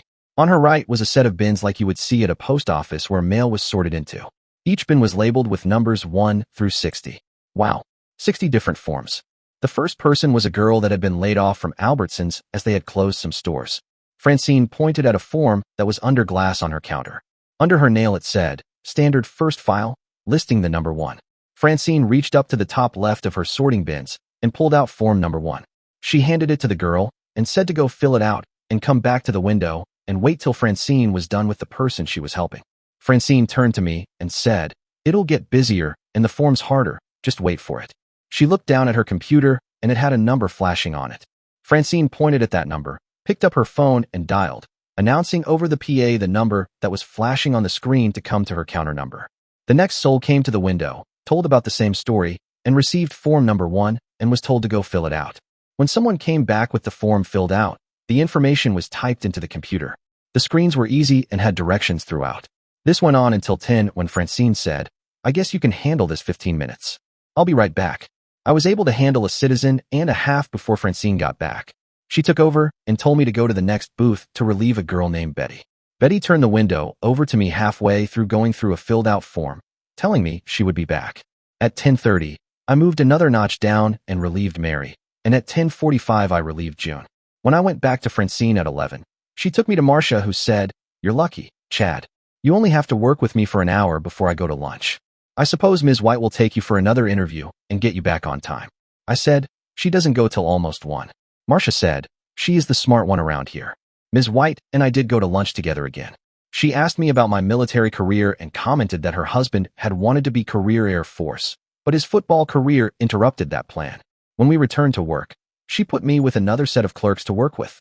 By 5, I was tired and my stub was sore from being on my feet all day. Ms. White told me to see her in the morning and she would give me a time card to use from now on. When I got to the apartment, the front door was open and good smells greeted me. I walked in and Shirley said, Open a couple of beers and sit. Supper is just about ready. I had just sat down with a couple of beers when Shirley brought 2 plates with meatloaf, mashed potatoes, and green beans. She put a bowl of gravy on the table and sat down. How's that? Good timing, if I do say so myself. We ate and chatted with Shirley telling me the apartment complex gossip and commenting on the clothes she had laundered. She said, I separated your clothes into groups in your closet so you know what goes with what. I'll switch the ties around so you will give a different appearance most every day. After supper, I did the dishes while she took the clothes I had worn that day with her as she went to do more laundry. She was a hard worker. It seemed she put in a long day almost every day. When I went outside to find Shirley to tell her I was going for a ride, she said she was going to stay home because she thought her old man would call early tonight. I rode around the city sightseeing and made my way back to Jonas. There I had a beer, shot some pool, joked with the barmaid, and had a fun conversation with Big Millie. I asked her where there was a lifestyle gym, and she gave me directions to the nearest one saying, I go every evening after work. I go from about 5:30 to 6:30 or 7. I probably ought to eat first, but I eat afterward. Perhaps tomorrow I would eat later and go to the gym after work. I had my gym shorts, shirts, socks, and sneakers, so I didn't need to buy anything. I planned on going the next night. After parking the bike and going inside the apartment, I found a note from Shirley on the counter that said she would see me in the morning. I laid out my gym clothes and sneakers so they would be ready in the morning and went to bed. I slept well. I woke up to a soft and gentle greeting. When I opened my eyes, Shirley was smiling at me. She told me to take care of breakfast before she made mine. I tried to pull her close, but she gave me a quick kiss and told me to get ready for work. She promised to have breakfast ready as soon as I shaved and showered. For breakfast, we had pancakes and sausages, a good meal. Shirley noticed the gym clothes on the dresser and asked when I planned to go. I told her I was thinking of going after work. It's sort of on the way home, so I'd stop by for an hour or so, getting home around 7. If that was too late, I could start waking up earlier and go in the mornings, but I needed to keep up with my rehab. She said, "Okay, I'll plan on us eating around 7, then. That'll work, because I can probably finish all my laundry before you get back from the gym." Then she paused and asked, "Do you want me to pack a couple of meatloaf sandwiches for you today?" I made a big meatloaf, so there would be enough for sandwiches and another meal. I agreed, saying, "Sounds good. That'll save me the price of a Cuban." The day was different than usual. In the morning, I spent time typing up a bunch of letters for Ms. White, as well as answering calls for her. Most calls I passed on to her, but some were just irrelevant solicitations that had nothing to do with business. I did the mid-morning breaks, and later ate lunch with Julie Preston at our desks. She told me all about working for the state agency, and that it was pleasant to have someone across from her that was there to work and not just gab all day. Neither one of us gave out any personal information, but we had a decent chat while eating. She left to go somewhere for the rest of her lunch hour, so I went to the group that was in charge of finding prospective employers to see what kind of jobs they had available. Larry, a guy with a lot of female mannerisms, gave me a ton of information. He was actually pretty. If he had been wearing women's clothes, I probably would have flirted. As it was tempting, except that it kept coming back to the fact that he was a guy, not a girl. Later, back at my desk, Julie said, "I heard you met Larry. Did he make a pass?" "Sort of, but not overtly. He was very nice and helpful. I probably shouldn't tell you this, but if he had been wearing girls' clothes, I might have flirted." Julie laughed. "He is cute. I bet he doesn't have any problems finding boyfriends." After work, I fought traffic to the gym and had to go through registration confirmation at the desk. This was this location's first VA registration, so they had to keep making calls on how to handle the paperwork. It took 45 minutes for the bullshit, but I still wanted some exercise. I changed and used the treadmill for 20 minutes, getting a ton of stairs because of the shiny metal extension on my right leg. I used the machines for 15 minutes before I grabbed my clothes and headed home. Millie never did show up. I made the mental note to get a gym bag and lock for a locker. Shirley had supper waiting. We had warmed up meatloaf, boiled potatoes, and corn. After supper, Shirley asked if I was going riding, and I said I might. She said she wanted to go with me if I did, so I told her that we would do it after we both got on some riding clothes. When we took off, Shirley gave me directions to another bar back toward downtown. The place was a more commercial biker bar that was fairly standard, except this one had a liquor bar instead of just beer and wine. Shirley introduced me to several people as new to the area and her new neighbor. I noticed that several of the guys were wearing colors of a national club. It wasn't uncomfortable, but I sure knew I was being sized up. When it was getting late, I told Shirley it was time to go. She said one of the guys there would give her a ride home, so I nodded and left. I had been home for about 45 minutes and was in bed already when I heard a bike come up out front and leave. Less than 5 minutes later, Shirley came in the back door and crawled into bed. That was perfect. I let one of my old man's brothers give me a ride home, so when he checks up on me, he'll hear that you weren't acting like you were owning me. The guys even asked me to tell you that you were welcome to come by their clubhouse if you wanted. I told them you were a vet with a bad leg, and they said you were still welcome. If you want my advice, you can be friends with those guys, but don't go joining a bike club. Too much trouble. Shirley began acting playfully before bed. I wasn't naive, I knew what she was getting at. A bit of affection before sleep sounded nice. As things progressed, Shirley paused and handed me something, saying, "Use this, it'll help you last longer." We shared a close moment, full of energy and movement, and after it was over, I got up to take care of things. Back in bed, Shirley remarked with a chadle, "And no mess this time, less laundry for me." Friday morning, I was up early, had breakfast, and made it to work by 7:45. Julie came in and asked, "Want some coffee?" "Sure," I said. "Where can I grab a cup?" "Come with me, I'll show you the lunchroom." Ms. White should be doing this, but she's slacking today. Julie led me to the lunchroom, where Larry stood at the fancy coffee machine. When he saw me, he quickly poured a cup. I handed it to Julie, and Larry, visibly flustered, poured another one for me. "Cream or sugar?" he asked in a husky tone. "Black is fine," I replied. Then I turned to Julie. "Can we drink coffee at our desks?" Larry lightly touched my arm and said, "Sure, you can have drinks at your desk, just be careful not to spill anything on the keyboard or phone." Julie was stifling a laugh at Larry's enthusiasm, but I gently closed the moment with, "I'll grab a cup for Ms. White too, and then we'll head back. Got a ton of work to get through today." Larry looked a little disappointed, but it was nearly start time anyway. I had just set Ms. White's coffee on her desk when she walked in. "Well, thank you, Chad. That was thoughtful." I could use coffee this morning. Ms. White, I keep forgetting to ask where do I get my time card, and where's the clock? Oh shoot, I forgot to give you one. Well, it's Friday, and you'll be preparing the new card soon, so I'll just jot one down for your first 3 days. Today ends the current pay cycle, so you'll get your first paycheck next Friday. On Monday, we'll go over how to fill out time cards and run payroll. The state prints the checks that aren't direct deposit. They usually arrive by Thursday or Friday. For now, get started on whatever's on your plate, and I'll bring you the materials. Ms. White came to my desk in about 10 minutes to have me access a program on our network. She gave me her password to get into it and had me access the list of current employees. We went through the names as she checked them off her list. My name was in the J's, so I was happy to see I was already entered into the system. Ms. White stopped me at my name and typed in my 3 days' hours and entered my rate of pay, where she entered $14 instead of $12. She looked at me and smiled. You've been to work on time and have completed everything I asked. Plus, I'm told you are an asset out at the counter. You deserve more than 12. They had a special printer for time cards. Ms. White showed me where the cards were stored. We watched as the little laser printer spit out cards at phenomenal speed. When it was done, Ms. White took me back by the lunchroom and showed me the time clock and the rack where the cards were displayed. All were labeled alphabetically using the person's last name, except for an area labeled temps. Put the cards into the spaces labeled. Then for the cards with the red printing at the top that say temps, you can put those in any order. Put the new ones behind the same names on this week's.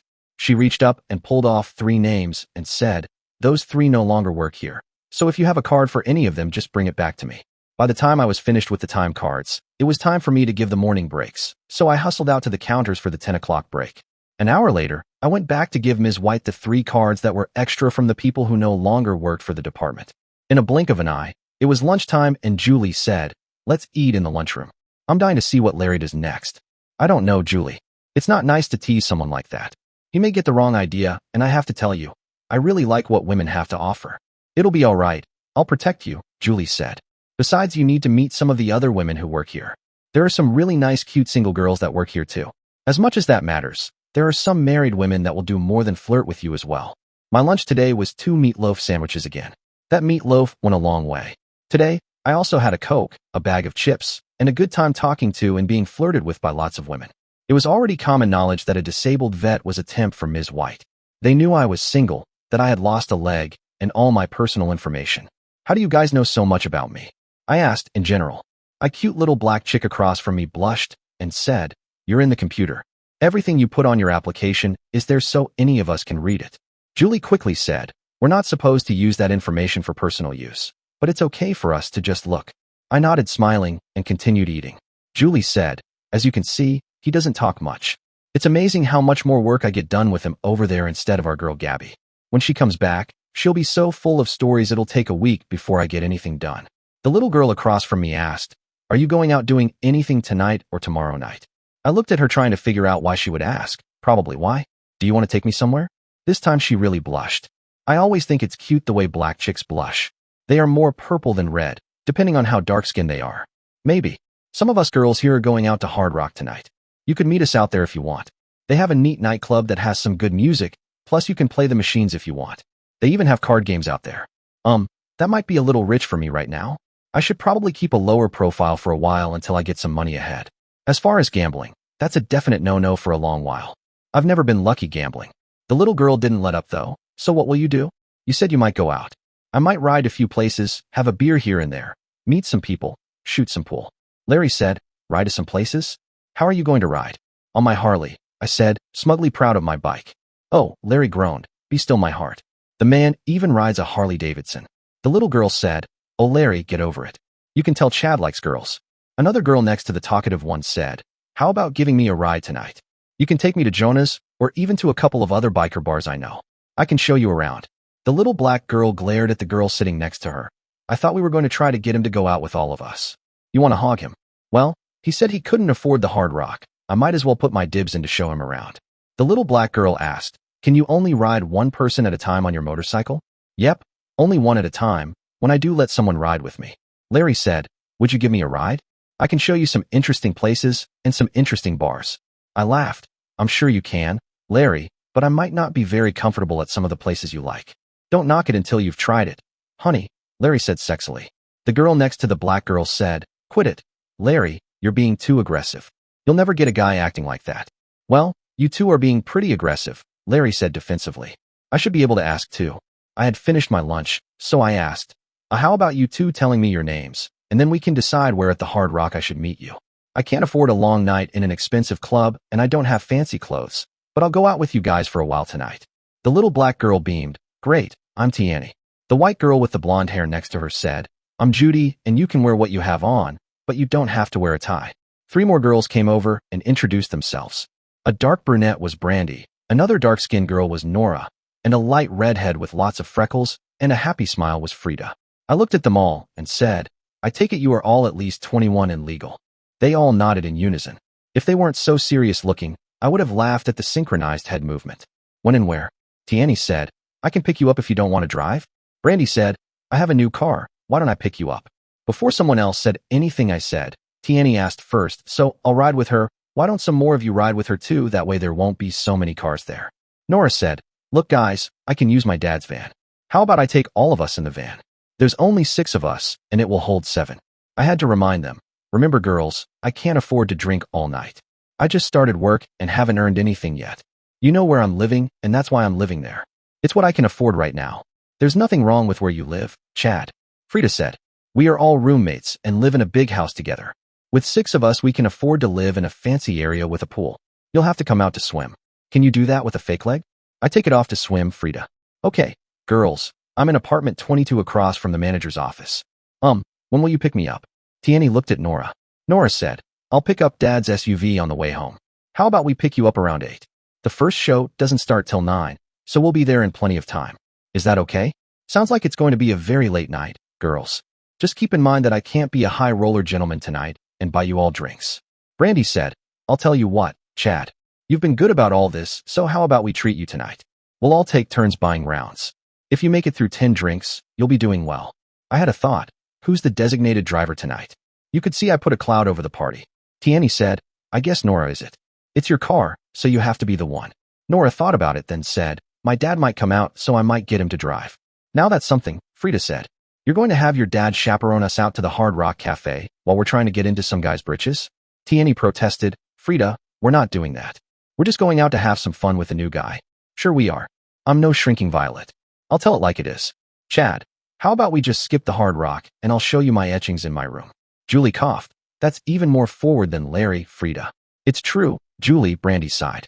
All of us are looking at Chad and thinking, wow, a clean-looking guy just ready to pluck, and something that rhymes with pluck. We go out looking and the clowns we find are drunks or smelly or dopers or just plain losers. If Frida is ready to herd him off for herself, she must be interested, considering. Tiani got in on the complaining. A lot of my type of guys act like we should just fall to our knees and give them BJs just because they're there. They think I'm stuck up because I don't drool over them. Nora looked at me. It's kind of a stretch for you to be interested in Tiani or me, but we're not prejudiced and you don't act like it. We're 2 fine little girls, if I do say so myself.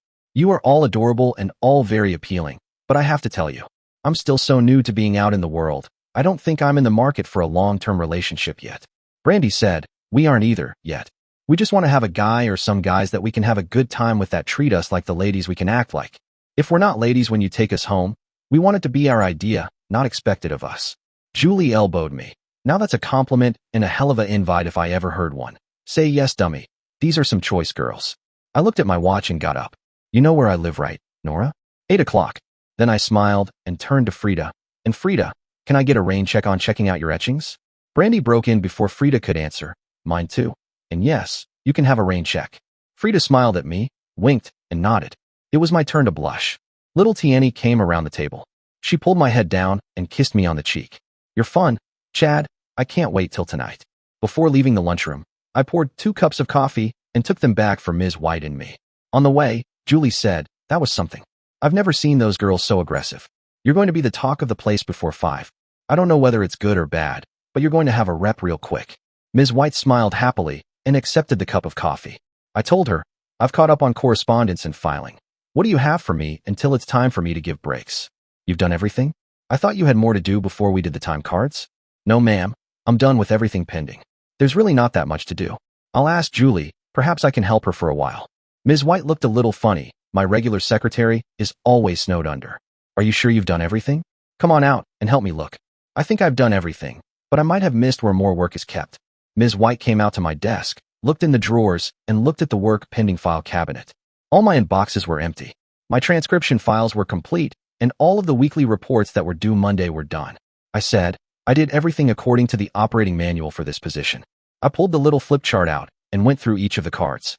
Ms. White said, Julie, do you have some work that you could use some help with? Chad is caught up on his stuff. Not really, Ms. White. Chad is so quiet. We both get a lot more done than usual. I was going to offer to help him get caught up. He's already done all the Monday reports. The only thing he'll have to do Monday is the payroll, and that doesn't take long. Come with me, Chad, Ms. White said. Let's go see someone. We walked through the office to the far corner where Ms. White told his secretary that she wanted to see Mr. Harkins. The lady used her phone before saying, Go on in. Mr. Harkins can see you. Hi, Metairie. Good to see you. What can I do for you? The man said as he turned to me, extending his hand. I'm Jordan Harkins, and you are? I said, Chad Johnson. Jordan Harkins said, Please, sit down and tell me what I can do for you. Ms. White said, It's what I can do for you, Jordan. I want you to get to know Mr. Johnson. He came on board Wednesday as my temp secretary. You know my girl has been out on maternity leave since last week. My department puts out a lot of paper. I dictate a couple of dozen letters a day, and I know I push out 50 or so pieces paper a day to be filed. In the short time he's been here, Chad has learned the counter to give breaks. Plus, he is totally caught up on my dictation, all the filing, and all of the reports due out from my department through Monday. My office has never been this caught up. I've already stepped Mr. Johnson, but we need to find him a job with more responsibility, Jordan. Chad is doing far more than could be expected. I see, Metairie. Perhaps you could talk to some of the other department managers and your man could assist their secretaries and catch them up. Yes, sir, Ms. White said. I can do that, but I think we might wish to use Mr. Johnson for some of the outside positions that are open. Does he meet the qualifications? Jordan asked. That's the problem. All of those positions require a degree, and Mr. Johnson has not attended college. He was recently released from the military because of an injury. I think we should find him a demanding position and waive the degree requirement. You can do that, Jordan. Oh, Metairie, you're always bending some rules for one of your people. Jordan folded his fingers together on his desk and said, I have an investigator position that reports directly to me that I haven't been able to fill. You know it is a delicate job that has to be handled discreetly, but is necessary sometimes. Do you think he could fulfill that position? Easily, Jordan. If you want, I'll spend the rest of the day briefing him on the job. He could begin with some of your backlogged small investigations to learn the way. Jordan turned to me. Chad, the position I'm referring to involves investigating the hiring practices of some medium-sized companies to determine if there are any areas where they might not be following equal opportunity guidelines. Your role would be to discreetly interview their HR personnel, build rapport, and report your findings. It's important that you document your interviews thoroughly so we can follow up with companies that may need attention. You'll also ensure that larger companies are adhering to the necessary legal documentation and reporting requirements. This is a sensitive role, and you'll report directly to me, with copies sent to Ms. White. She personally handles your reports, bypassing her secretary. It's going to be a demanding job, as we're currently over 6 months behind on our work. You will be provided with an agency vehicle for daily use, and travel expenses will, of course, be reimbursed. He paused for a second looking at me and asked, What do you think? Sounds interesting. Will I still be a temporary employee? Ms. White was shaking her head no, but Jordan said, Yes, you will for at least 60 days. That will give me time to evaluate your performance. I had to ask, if I am still a temporary, that means I can still look for employment? I mean, this will give me an opportunity to do some job shopping, if I'm correct. Jordan huffed a little. Well, you would be employed by us during this time. You should be giving 100% effort and not job shopping if I put you in a position like that. But sir, if I'm but a temporary employee, paid like a temporary employee, with no guarantee of a possible future here, wouldn't I be dumb not to look for a permanent position somewhere? The man leaned back in his chair then said, Mr. Johnson, if you will excuse us, I'd like to speak to Metairie for a few minutes. Ms. White said, Go back to the department and perhaps assist Julie. You'll be relieving for breaks in a few minutes anyway. I left, and since it was really time to be on the counter, I passed by Julie and told her I was on the way for relief. She came with me, as she relieved for people as well. I saw some of the fabulous 5 down in that area. The 5 girls came to mind, and I automatically began thinking of them in a happy way as the Fab 5. They were pretty funny and obviously fed off each other when they were in a group, one trying to be more outrageous than the other. When the breaks were over, Julie took me to the break room. You're supposed to take your break when you finish with the counter. I noticed you haven't been taking a break lately. That's an extra half hour a day you're using to get work done. That's why you're so far ahead. Back in the department, Ms. White called me into her office. Close the door and have a seat, Chad. She leaned over her desk and said, what you just witnessed is what you would be investigating. You just witnessed discrimination. Jordan wants a man of color to have that position, but we haven't found one to fill the spot yet. He felt he could put you in the position temporarily, then let you go when he found another man to his liking. I've just finished telling Jordan exactly what I'm telling you, so it's no secret that I'm letting you know. Now he's embarrassed that he's been so obvious about his prejudice. I've already heard how you interacted with Tiani and Nora and are going out this evening with a group of them. I'm proud to know you. Chad, you are a gentleman, and you are not prejudiced. You would make an excellent investigator and should be paid the normal salary and not temp wages. Because of Jordan's prejudice, I don't want you to work for him. He's agreed to let you have the military human resources job and waive the degree requirement. That might be a better place for you anyway. The job pays decent too. Remember, this is a federal job with federal benefits. 1. You get a clothing allowance as you are to dress impeccably to impress prospective employers as well as the ex-military people you will assisting. 2. You will be given a per diem for meals and expenses for prospective employers as well as the people you will be finding jobs for. 3. You will be issued a cell phone, for work only, so you can be reached while you are in the field. That's how the lady who was working here scammed everyone. And 4th, probably the most important to you right now, your annual starting salary is $45,700, about $3,800 a month. Do a good job, and you can go way up from there. She looked me right in the eye and asked, would you work for me in that position? The thought of how important a job it was going to be had my head spinning. Thank you for the confidence in me, ma'am. There's no way I can turn down a job like that. I think I'll need a lot of your help for a while to figure out how to do a good job. You would have that anyway, Chad. That is one of our more important positions, considering all of the men and women coming out of the service right now. If the new president cuts the defense budget very much, there could be a lot of men looking for work. The neat thing is that you can work with all of the other advocates in all of our offices nationwide to find available positions for them. You should be a perfect match for the job considering your history. I want to work for you, Ms. White. Teach me, and I'll make you proud. She sat back in her chair smiling and said, I'll teach you, but you'll have to call me Metairie. You and I will be a lot less formal now that you are in this new position. Metairie leaned forward and began typing into her computer. When she finished, she smiled at me. You are now an official employee of the USA, with all of the benefits that go with it. In 90 days you will be offered health insurance, but you already have federal benefits for that. Ours may be easier to use. You'll have to choose. Also, now that you are a federal employee, you will be eligible for any other federal position you may be qualified for. I do suggest that you begin night classes or some form of degree course. You will progress faster within the agency and any other government office if you were to do that. It was as if another big weight was off me. This was more money than I really was going to need, but it was enough that if I wanted, I could find a better place to live. Right now I should just save some money, and that felt good.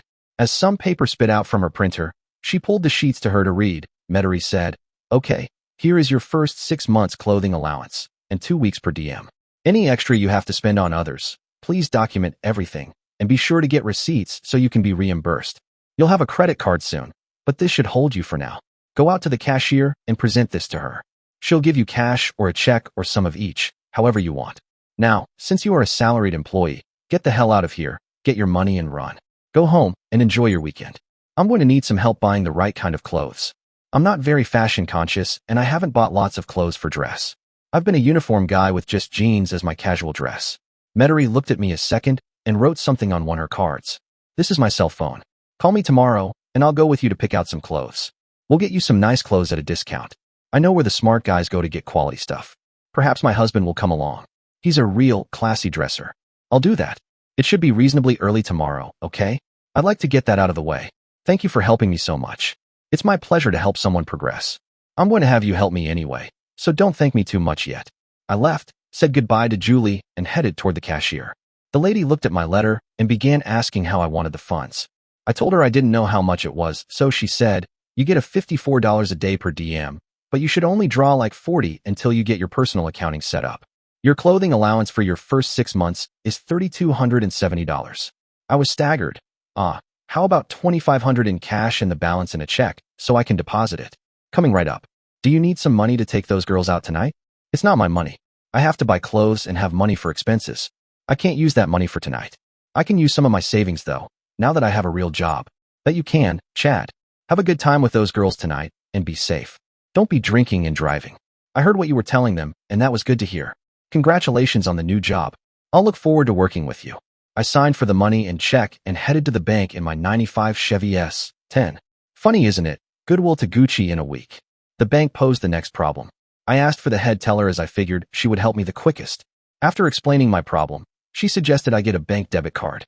She could have one issued to me immediately that I could access, just like a credit card. When I filled out the form, she suggested I apply for a credit card as well. If I were to go over my deposits, the credit card portion would kick in so I wouldn't be overdrawn. I told the head teller that I had just gotten out of the service and had only been employed a few days. I told her my new position with the salary and that the money I was depositing was clothing allowance and per diem. All of a sudden, I was being shown a lot more attention and a lot more courtesy.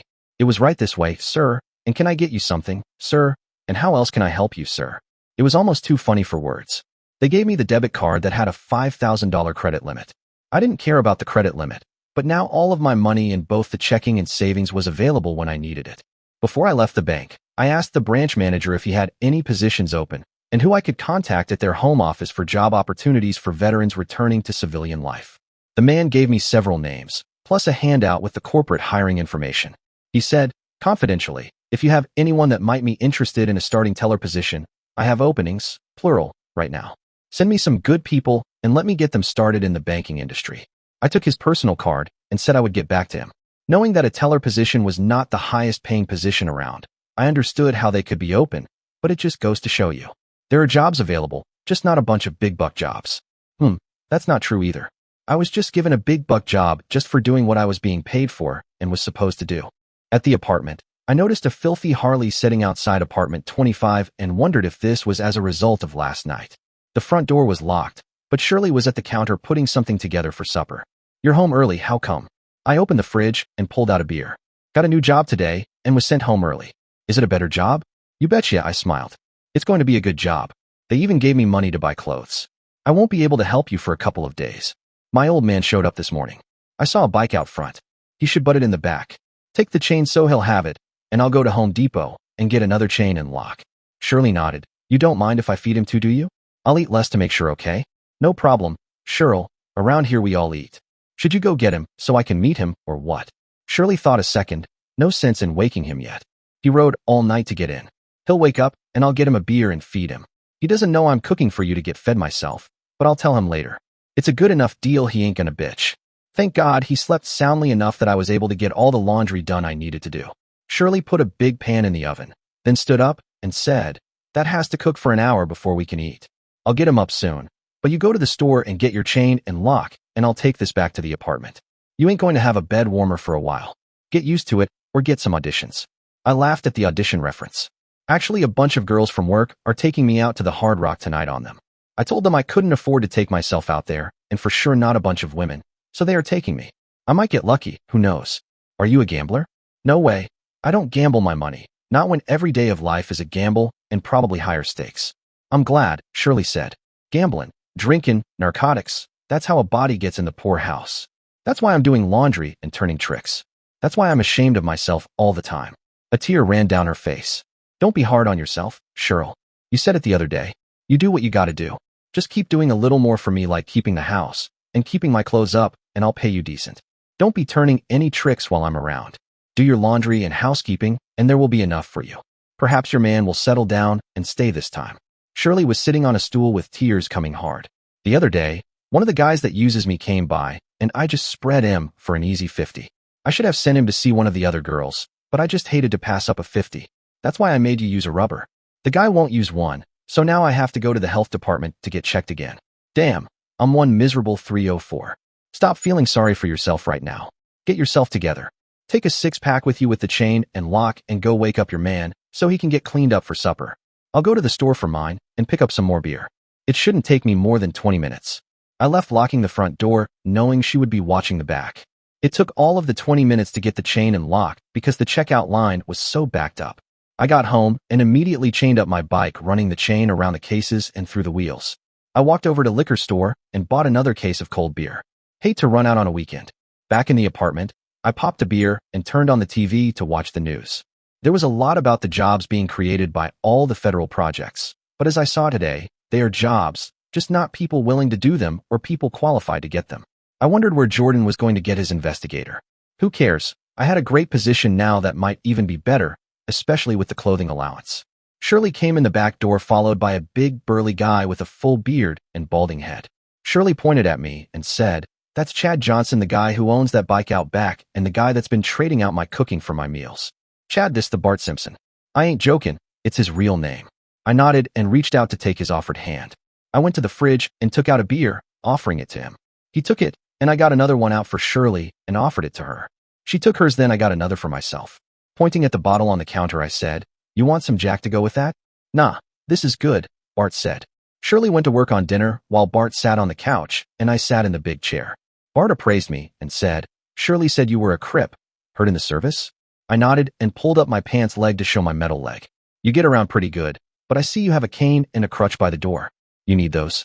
"The cane more in the crutch." Shirley said from the kitchen area, "He don't talk much."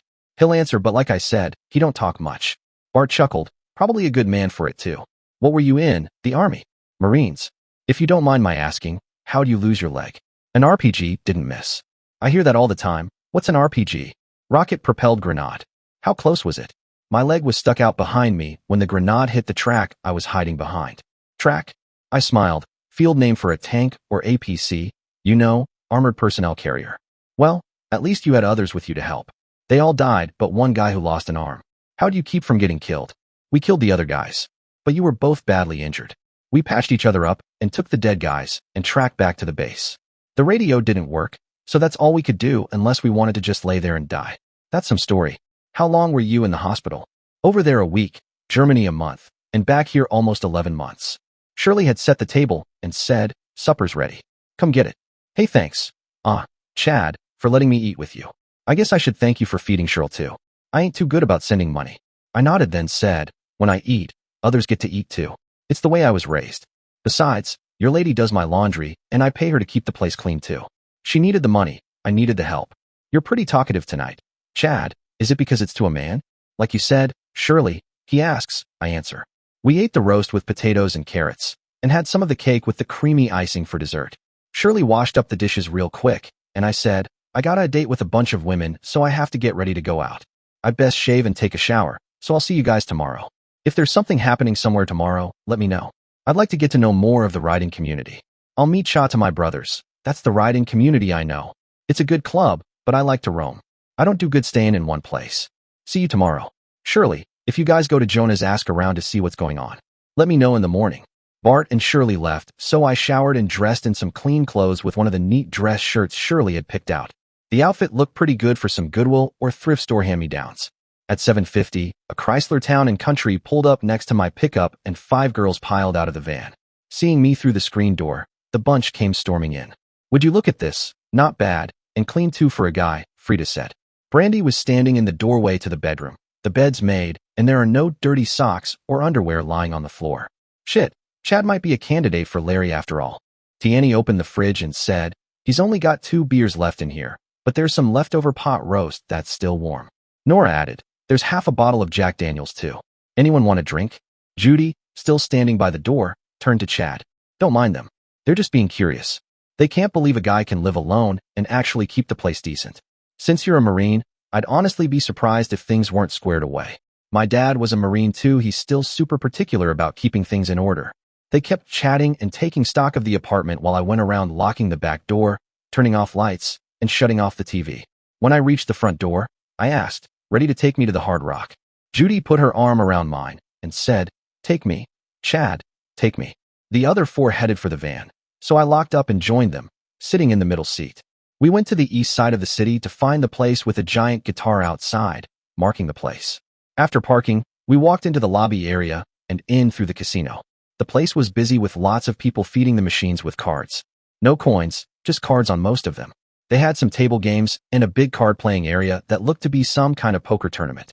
Back in through the lounge, passing by a fancy dining area, we arrived in the main nightclub to hear AC/DC beginning their show. The girls knew one of the men at the door because he hustled us straight to a decent table midway to the show stage. A waitress was instantly taking our order while the show was cranking.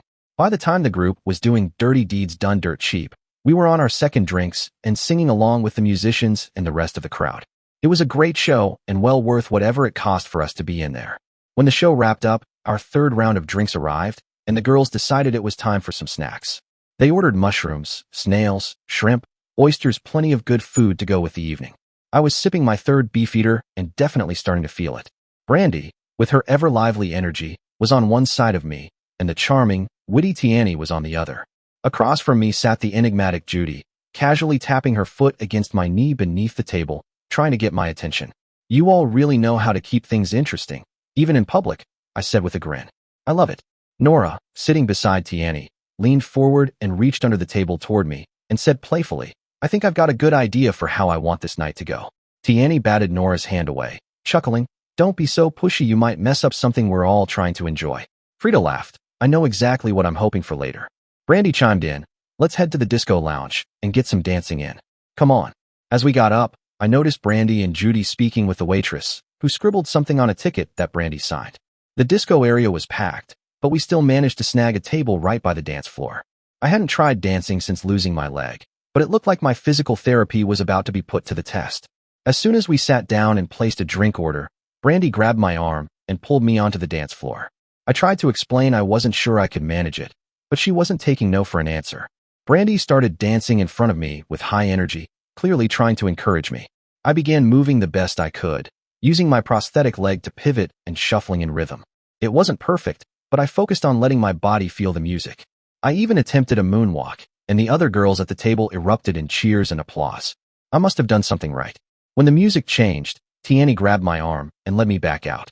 I tried another moonwalk, and once again, the crowd responded with claps and cheers. Then came Frida with a slow song, thankfully. We moved together in time with the music, her rhythm easy to follow and calming. Next, Nora danced with me to another slow tune, her style smooth and graceful. Judy followed with a dance that shifted between slow and upbeat tempos. By the end of it, I was catching my breath. When Brandy stepped forward for another go, I held up my hand and said, "Let me breathe, grab a drink, and take a minute to recover. You ladies are keeping me on my toes out there, it's a workout." Brandy laughed. "Who said we want you to keep up? We want the Marine who takes the lead." I grinned. "A Marine is always in control," I said. "You're just making it a little too easy to forget that." Tiani gave me an admiring look and said, "You're like something out of a storybook, Chad. A strong, dependable guy who's actually fun." Nora laughed and added, "Tiani, you've been reading way too many of those romance novels." Tiani giggled. "Maybe, but it's fun pretending." We danced another round and enjoyed another drink. Before we knew it, it was already 1:30 a.m., and the girls agreed it was probably time to head home. Judging by their energy, though, it didn't look like anyone was quite ready to call it a night.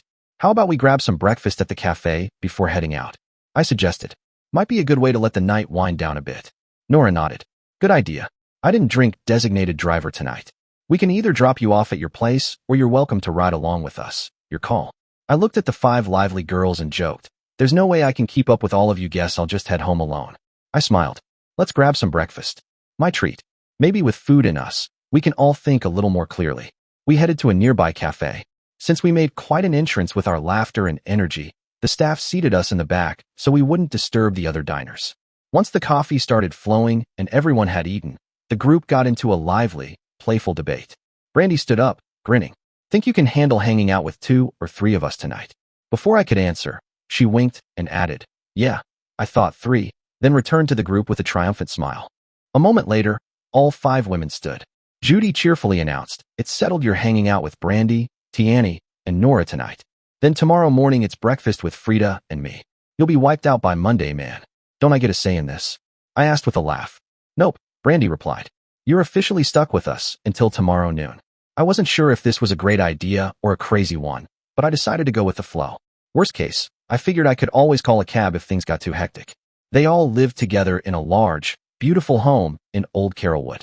The house had a gated entrance, and they parked right near the front door. Inside, the place was even more impressive. Brandy took my arm and motioned toward the stairs. "Tiani, Nora, grab us some drinks and meet me upstairs. I've got the biggest room. Let's go?" The next morning, as we were getting ready, Nora asked, "Do you have to head home today, or can you stay and hang out?" I smiled sadly. "I've got to go. I'm meeting up with Ms. White and her husband to shop for some clothes. She's helping me find the right stuff at a good price." Nora perked up. "We should go with you, help pick some things out." Tiani replied, "If we all show up, Ms. White might notice something changed from yesterday. Let's keep it low-key for now."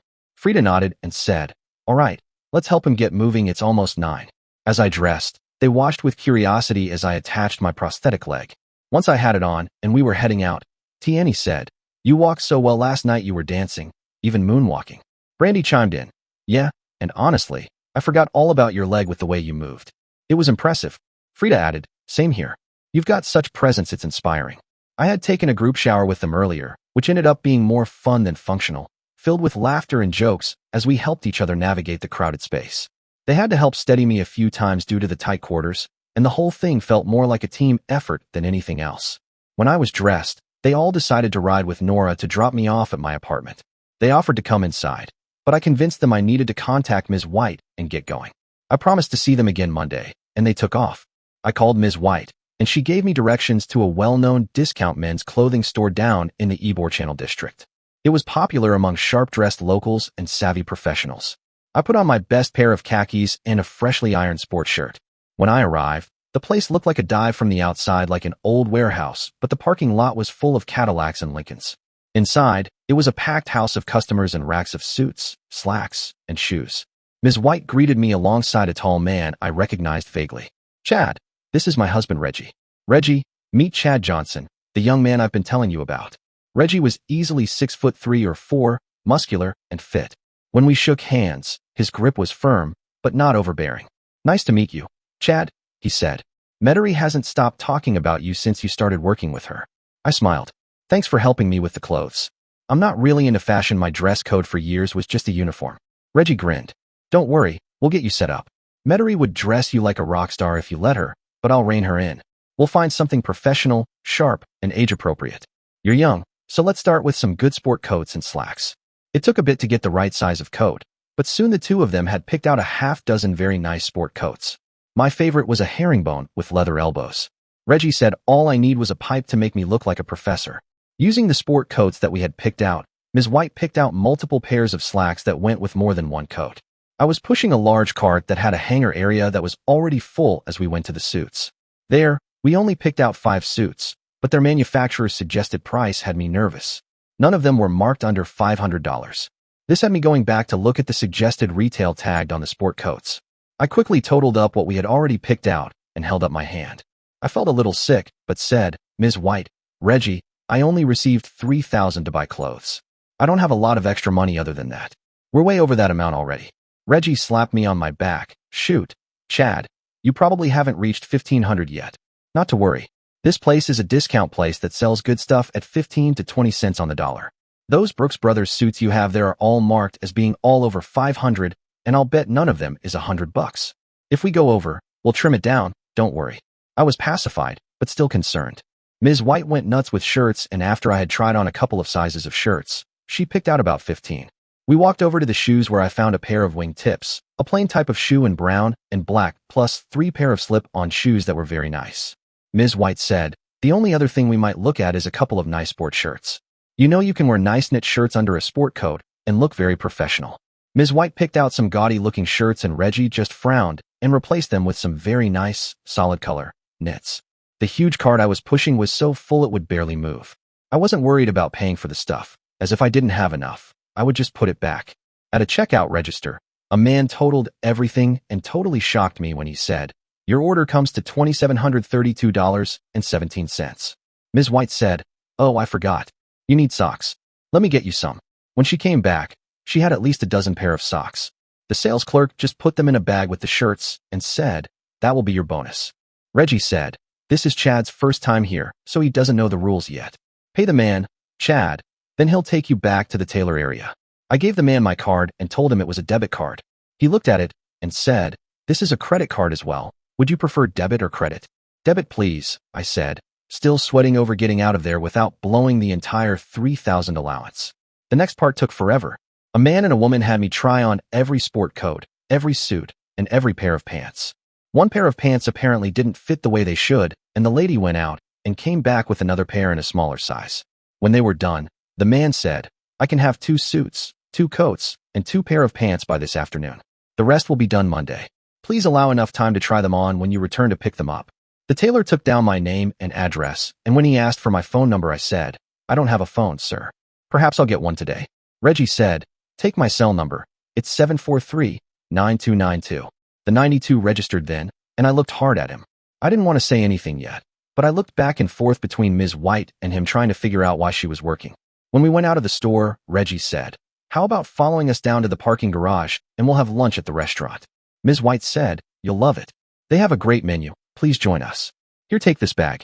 This is a welcome home gift as a military man and a welcome to work gift from me. These ties will get you started." "You shouldn't do that.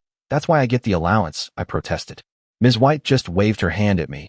"Don't worry about it. It'll look like you overspent your allowance twice when people see you dress so well." I nodded and carried the bags of shirts, shoes, and socks to my truck. I followed the Mercedes SL down the street, pulling into the public garage across from an entertainment complex. I parked near their car and caught up to them, using my cane to move faster. I said when I got up to them, "When you gave the tailor your phone number, I remembered who you are. You're Reggie White, the defensive end from Philly, right?" He smiled broadly and nodded his head. Ms. White said, "Most people don't recognize him. It's nice that you did. We went to a fancy restaurant and were treated very special. Once seated and our drinks ordered, I had to ask, 'Ms. White, how come you're working? I'm sure you don't have to for the money.' My word, what would I do? Reggie is so busy with his restaurants and real estate offices, I would never see him anyway. I would be very bored staying home every day. This way I get out, go to different agency offices almost every day, and meet interesting people such as you." Reggie said it would be different if we were raising kids, but we haven't been blessed with any, so we keep ourselves busy with business adventures. Metairie loves her job and is happy to join me in the evenings at one of my places. "We have a great life, Chad," Ms. White asked, "so tell me about your night out with our adventurous group." "We went to the Hard Rock Cafe, but not for the casino. None of us gambled. We watched a great AC/DC show and spent the rest of the evening in the lounge dancing. They had me up for almost every dance. I was worn out by the time we left." "Which girls were they, Chad?" Reggie asked. Metairie answered for me. "You know them, Tiani, Nora, Judy, Frida, and Brandy. Those 5 are always doing things together. They live together." "Did you make it home last night, or did they kidnap you?" I didn't look up, but said softly, "We had an enjoyable evening." "Let it go, Metairie. This man is a gentleman, and gentlemen don't tell." "I'm just nosy is all," Ms. White said. "Those 5 act so forward sometimes. I was just wondering if they were all mouth and all show and no go." I grinned and blushed, and Ms. White said, "I'm glad you had a good time with them. You'll have to be circumspect about your relationship with them, as you will be sort of their superior." I nodded, but said, "They are all counter customer service people, so I won't be dealing with them much except to get referrals from them. I suppose you having a relationship with them wouldn't be bad. They are a crazy group. I still wonder why they ended up living with each other in a home Brandy's folks own. Judy's folks are equally well off, so you never know. Little Tiani's folks are pretty well fixed. Her dad was an NBA star when he was younger. One of her brothers is a star player at UF. You all will probably go to at least one game during the season. We had a great lunch, but when the time to get the check came, there wasn't any. I asked the waitress for the check as it was my treat, and she laughed and said, 'Just enjoy. Sir, you're with the owner. Ms. White, you said you couldn't buy me lunch, and I'm the one with the expense account.' Reggie laughed. She has nothing to do with it or to say about it. It's my restaurant and my treat. It was great to go shopping with you. Usually it's me that Metairie is dolling up. I think she uses me, and now you, as a doll to play dress up. Oh, Reg, I'm not that bad. I just love bargains and enjoy seeing a man dressed nice. Chad will look nice now at half the cost. That is some place," I said, describing the store we had been at. "I'm surprised the place isn't mobbed." Ms. White said, "If this were closer to the first of the month, it would have been. A lot of the traffic is there during the week. A lot of businessmen who do not work regular hours show during the day." Reggie said, "The businessmen she's talking about are all pimps, dealers, or gangsters of one form or another. When you want to shop there, go during the early morning or on Saturday. Better atmosphere." When we left, Ms. White reminded me to pick up my clothes before going home as they should be altered by now. I thanked them for lunch and for showing me where to buy clothes and for helping me select what I needed. I watched as they left in their fancy Mercedes before I drove back to the store to pick up my clothes. When I went to the pickup register, the one lady who had helped me earlier said, "You're in luck. The tailors thought your entire order was a rush, so all of your clothes are ready for you to try on. Come this way, and let's make sure they all fit." Every coat and every pair of pants fit perfectly. While I was trying on clothes, I realized I didn't have any decent dress belts, so I asked the salesperson if she would pick out a couple of belts for me. She came back with 2 belts and a half dozen more ties saying, "Ms. White didn't get you enough when she was in, so I took the liberty to get you some more. I would want you to look perfect." The additional stuff was next to nothing compared to what I had spent already. It took me 2 trips out to my truck to get the new clothes out there. I should have had them delivered. I drove to the apartment and parked out front and began hauling clothes inside to hang in my closet. Once they were all hung up, I got the shirts unwrapped and unpinned so they could be washed before I wore them. The socks would probably be all right without washing, so I didn't worry about them. I discovered that the store had put some cans of shoe polish and 2 brushes in what they had given me. One was a stiff brush and one was a soft brush for polishing the shoe. The thought was, might as well get the job done now, so I would be ready for Monday. I popped a beer while sitting in the living room area with the TV on, shining my shoes. When I finished with the new stuff, I polished my military Oxfords. Now my clothes were near ready. I looked out back to note there was no bike down by apartment 25, and I noticed that the door was open. I walked down to see if Shirley was busy. She was at her ironing board. Hey Shirley, I have a bunch of new clothes, and when you do a load, my new shirts need laundering. Let me give some extra now, so you'll have it for later. She turned to me, and I instantly saw she had a big shiner. I'll come get them later, okay? I want to get this stuff out of here real quick in case a-hole comes back and is still in a bad mood. Is there something I can do, Cheryl? It's my problem. That guy that I take care of sometimes came by and made a fool of me and pissed my man off. He chased the guy off and decided I needed some discipline. I guess I did to let something like that happen. Anyway, Bart took off, but he didn't take his clothes. So he'll be back. He's probably out at his clubhouse drinking. He'll be back. Do you want some ice for that eye? It doesn't look very good. I didn't duck fast enough. At least we got the black eye over with early in his visit. He gives me one whenever he comes home, but usually waits till he's ready to leave. It'll be fine in a couple of days. I guess he might leave early since he's pissed. I told him that if he stayed home, or at least sent me a little money, I wouldn't need to supplement my washing money. As it is, he found my stash and took it all. Now I'm going to be short when the rent's due. I'll help. I got a new job down at the bureau. That's how I got the clothes. They gave me a clothing allowance, and my boss and her husband just helped me pick out a bunch of new clothes. We were at a place called the Mart. I know the place. That's where all the players buy their clothes. The rough trade around town shop there. Most white guys won't go in there as it's kind of rough. Answering Shirley, I didn't have any problems, and they did treat me nice. Anyway, Shirley, when you have a chance, I have some shirts to launder. When do you want to eat supper? I have our roast in the oven here, so I can watch it while I work. It'll be ready around 5. Sounds good. I'm going to the store for some more beer. Can I get you anything? I'm fine, thanks. If you want, you could get some Coke. That would be nice. Done deal. Shirley, I'll have some cold Coke in a few minutes. I did the liquor store run and bought a case of beer and a 12-pack of Coke. That should last a while. It was right at 3, so I told Shirley that I was going out to get a phone, but would be back by 5 for supper. After locking up the apartment, I drove to where I had seen a good-sized shopping mall. I found a kiosk that was a rep for several cell companies. I told them that I needed a phone for work and the minutes would cost me an arm and a leg. If I signed up for 2 years, they would give me a phone for free. So I signed up for a medium amount of minutes, took the phone, and went to a Best Buy store that was next to the mall. I didn't want to spend the money for a new PC, so I left but picked up a newspaper on the way home. I pored over the want ads. They had what was called free Super Saver ads that advertised things that were all $500 or less. I called a couple of the PC ads and found one nearby that sounded good for $150. I drove over to look at the PC and was given a decent demonstration of how well it worked. The best part of the deal was that it did include a printer that was also a scanner, copier, and fax. The guy even gave me a ream of paper for the $150. Now I would have to get the cable company out, but the PC did have a wireless network card. Back home, I set the PC up on the counter and booted it up. The apartment manager was right. Someone had a good wireless router somewhere nearby that was giving me access. No security setting, nothing. I had instant internet. I checked my email and found I had some notes from my guys that were back overseas again. Damn, I wish I were with them. I looked at the employment office website to find that they didn't even advertise that they helped returning servicemen find work. I was going to have to round up a bunch of jobs for men and women coming back and getting out. I would also need some part-time jobs for those that needed a little extra money to augment what some guys stationed away from their family sent home to mom and the kids. By the time I had written a long note to one of my old team now in Afghanistan, Shirley was coming in the door, carrying a big covered baking pan. Dear listeners, the next part will be out soon.